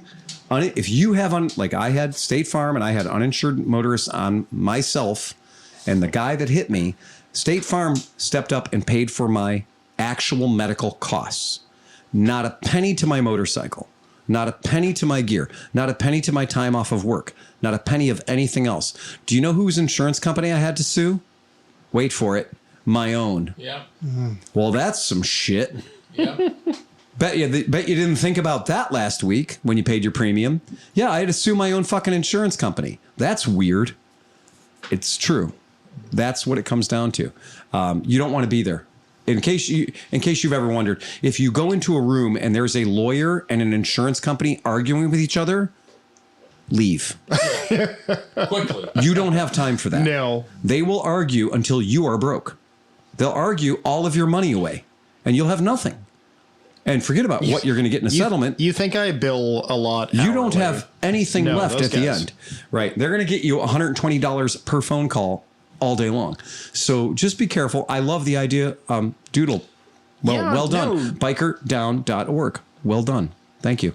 Super cool. And they also, Chris's favorite thing in the world, they have trauma kits. Yay. Chris loves trauma kits. We all love trauma kits. May have one, no one. We should talk about that again in the future. Like I said, I'm a little bit shocked that Ohio, because Ohio is a huge biker state, but there is no green on that map for Ohio for a chapter. We are one of the absolute biggest motorcycle states, and they don't have one. And Louisiana is, which is like a horrible state. And we are underrepresented. Right. There may be a reason we're underrepresented. I don't know. But if Pennsylvania has it, then we should have it. Well, they put a new Eagle Stallion saloon in, so they did that instead. Ohio says, reach out to our Ohio partners. Our Fallen Riders listed below. Okay. Fallen Riders. Oh, Fallen. So they are represented by Fallen Riders. Okay. Yes. All Right. That's it. I've fallen a few times. I can attest to that. Yeah. Fair enough. I speak from experience. That's pretty rad. All right, guys. Well, that's it. Anybody else got anything else that's fit to print? one quickie. Go ahead, quickie. It's called quiche. Next week here in Ohio, next weekend, Wayland Wayne weekend down in Nelsonville. Woo-hoo! If anybody's going to be there, I'm going to be there. Look me up. Very cool. I think, shoot, I can't remember her name. I want to tell you that I'm going to be busy this weekend at the Buckeye Moto Guzzi rally. So Andrea Blake and Paul Kohler, they're two of the people that are putting on this amazing. Those are our sidecar friends, and they're putting on an amazing motorcycle weekend for Moto Guzzi enthusiasts. So if you're just Moto Guzzi curious, or if you have a Moto Guzzi and you want to go see a bunch of them and talk to the cool people, what if I don't have a Moto Guzzi? they just fucking show up. Well, I was going to say, do you like good food? Because they feed the hell out of you, man. The Buckeye Moto Guzzi rally is at Friendly Hills Campground, and the riding is beautiful. The campsite is right along the Monongahela River. There's Muskingum. Thank you. Muskingum. So Pete, I get them all confused. I need you to do me a favor. When you're at Wayland Wayne, yes, I want you to say hi to Liz Funk. Okay. She's a presenter at Wayland Wayne. I resurrected her R1150 when she broke down in Louisiana. Okay, I'll look her up. So to be clear, Moto Guzzi is the Labor Day weekend. Yes. Wayland Wayne is the following weekend, which weekend. starts like on the 3rd through the 7th or something. And they're not that far away. Zanesville over to Nelsonville. So if anyone was going to be anywhere in southern Ohio, they could actually do those back-to-back weekends, time together over 8 days. Because they're not far apart. And then the 5th through the 7th, Arma is at Nelson's Ledges. So me and John are going to go see That's Kevin. what we're going to be up to. And also Paul and Andrea are racing sidecar that weekend. That's what. So, in case you wonder where I'm going to be, oh, that sounds like a good weekend. Yeah, well, we sponsor. Like we both fun. have sponsor stickers. On We the have car. a sponsored sidecar, man. Right, dude. There aren't too many people we know that can be like, yeah, man, we got a race team. Yeah. Yeah, we got a race team. We're sponsors. Yeah. I've never been so proud as to have a sponsored sidecar, man. Yeah. I feel like I deserve a special seat. I'll make In sure the to bring car? my own. Well, I mean, that should be the monkey. Oh, yeah, they will. Yeah. Where'd Phil go? Fuck it, he was just there a second ago. Handling went to shit in You're this gonna have to bitch. squeeze into them Pakistani leathers. Yeah, I got him. I'll squeeze it. Because you know what? Once I get into those cocksuckers, not my good leathers, my technique leathers, right? Once I get into those, all I can do is monkey because I am just ballast. I cannot move a morsel. I can't move anything. All I am is just testicles and testicle containment system. Dude, the new suits all have fat guy patches. Yeah. So it's all the leather, but then you got some good stretch up in here, so you can go up and down 5 or 10 pounds without losing your suit. Because back in the day, if you ate an extra cheeseburger, you'd be like, "Fuck, No way, man." And I Can just I get a ride that on suit the made out street. of fat guy patches? That is one of those things, man. I love the idea, but I walk past when I'm in the basement. I'm looking at, I got a bunch of motorcycle gear in the basement, and I go back and I walk past. I've got 3 racing sets of leathers, right? 3 generations, and I was my heavy guy leathers, and I got my skinny guy leathers, and then I got my more recent leathers, right? So I got 3 sets of leathers that are all from 3 different eras, and my heavy guy leathers are way too big for me. I'm very happy about that, right? My skinny guy leathers are that's a fantasy. That's never going to happen again. Not unless I get like AIDS, right? Then maybe I got a shot. But other than that, and then like my most recent leathers, I'm like, those are the ones that hurt me. Those are the ones I'm like, God damn it. Come on. Because the worst thing is I know I can put them on. I just can't move. There's a reason I finally sent all my medium shirts to Goodwill. It's because I know I'm never going to be 190 pounds again. Was that again when you were 12 or something? No. Oh, no. Fuck no. 2020, I can bring up some pictures of Tom when you're like, damn, son, leave some pussy for the rest of us. Yeah. I used to be skinny and attractive, and now I'm just a fat asshole. Oh, and he used to have blonde hair. Like he looked very like one of the first times I met him, he showed up looking very surfer. Yeah, very surfer. Yeah, it's 2 hours and 22 minutes to get to Friendly Hills Camp from where we're sitting right now, and it's about another hour past that to get to Wayne National Forest, headquarters, down by Athens, Ohio. So yeah, super cool. Like that's a great link those 2 things together. Yeah. Build a chain out of it. And you can really have a good time on your motorcycles. That's badass. All right. That's it. Chris, no Folks, joke. I hope it wasn't too awful for you. We spent some time on that, but I felt like we deserved to spend some time on we it. talked a bunch of shit, so Well, it's great. I can't wait for the hate mail. That's it. Remember to ride fast and take chances. Get us out of here, Johnny Mac. Bum, bum, bum, bum, bum, bum, bum, bum, bum, bum, bum, bum, bum, bum, bum. Eject, hit the red button. Get us out of here, Slurpee. All right.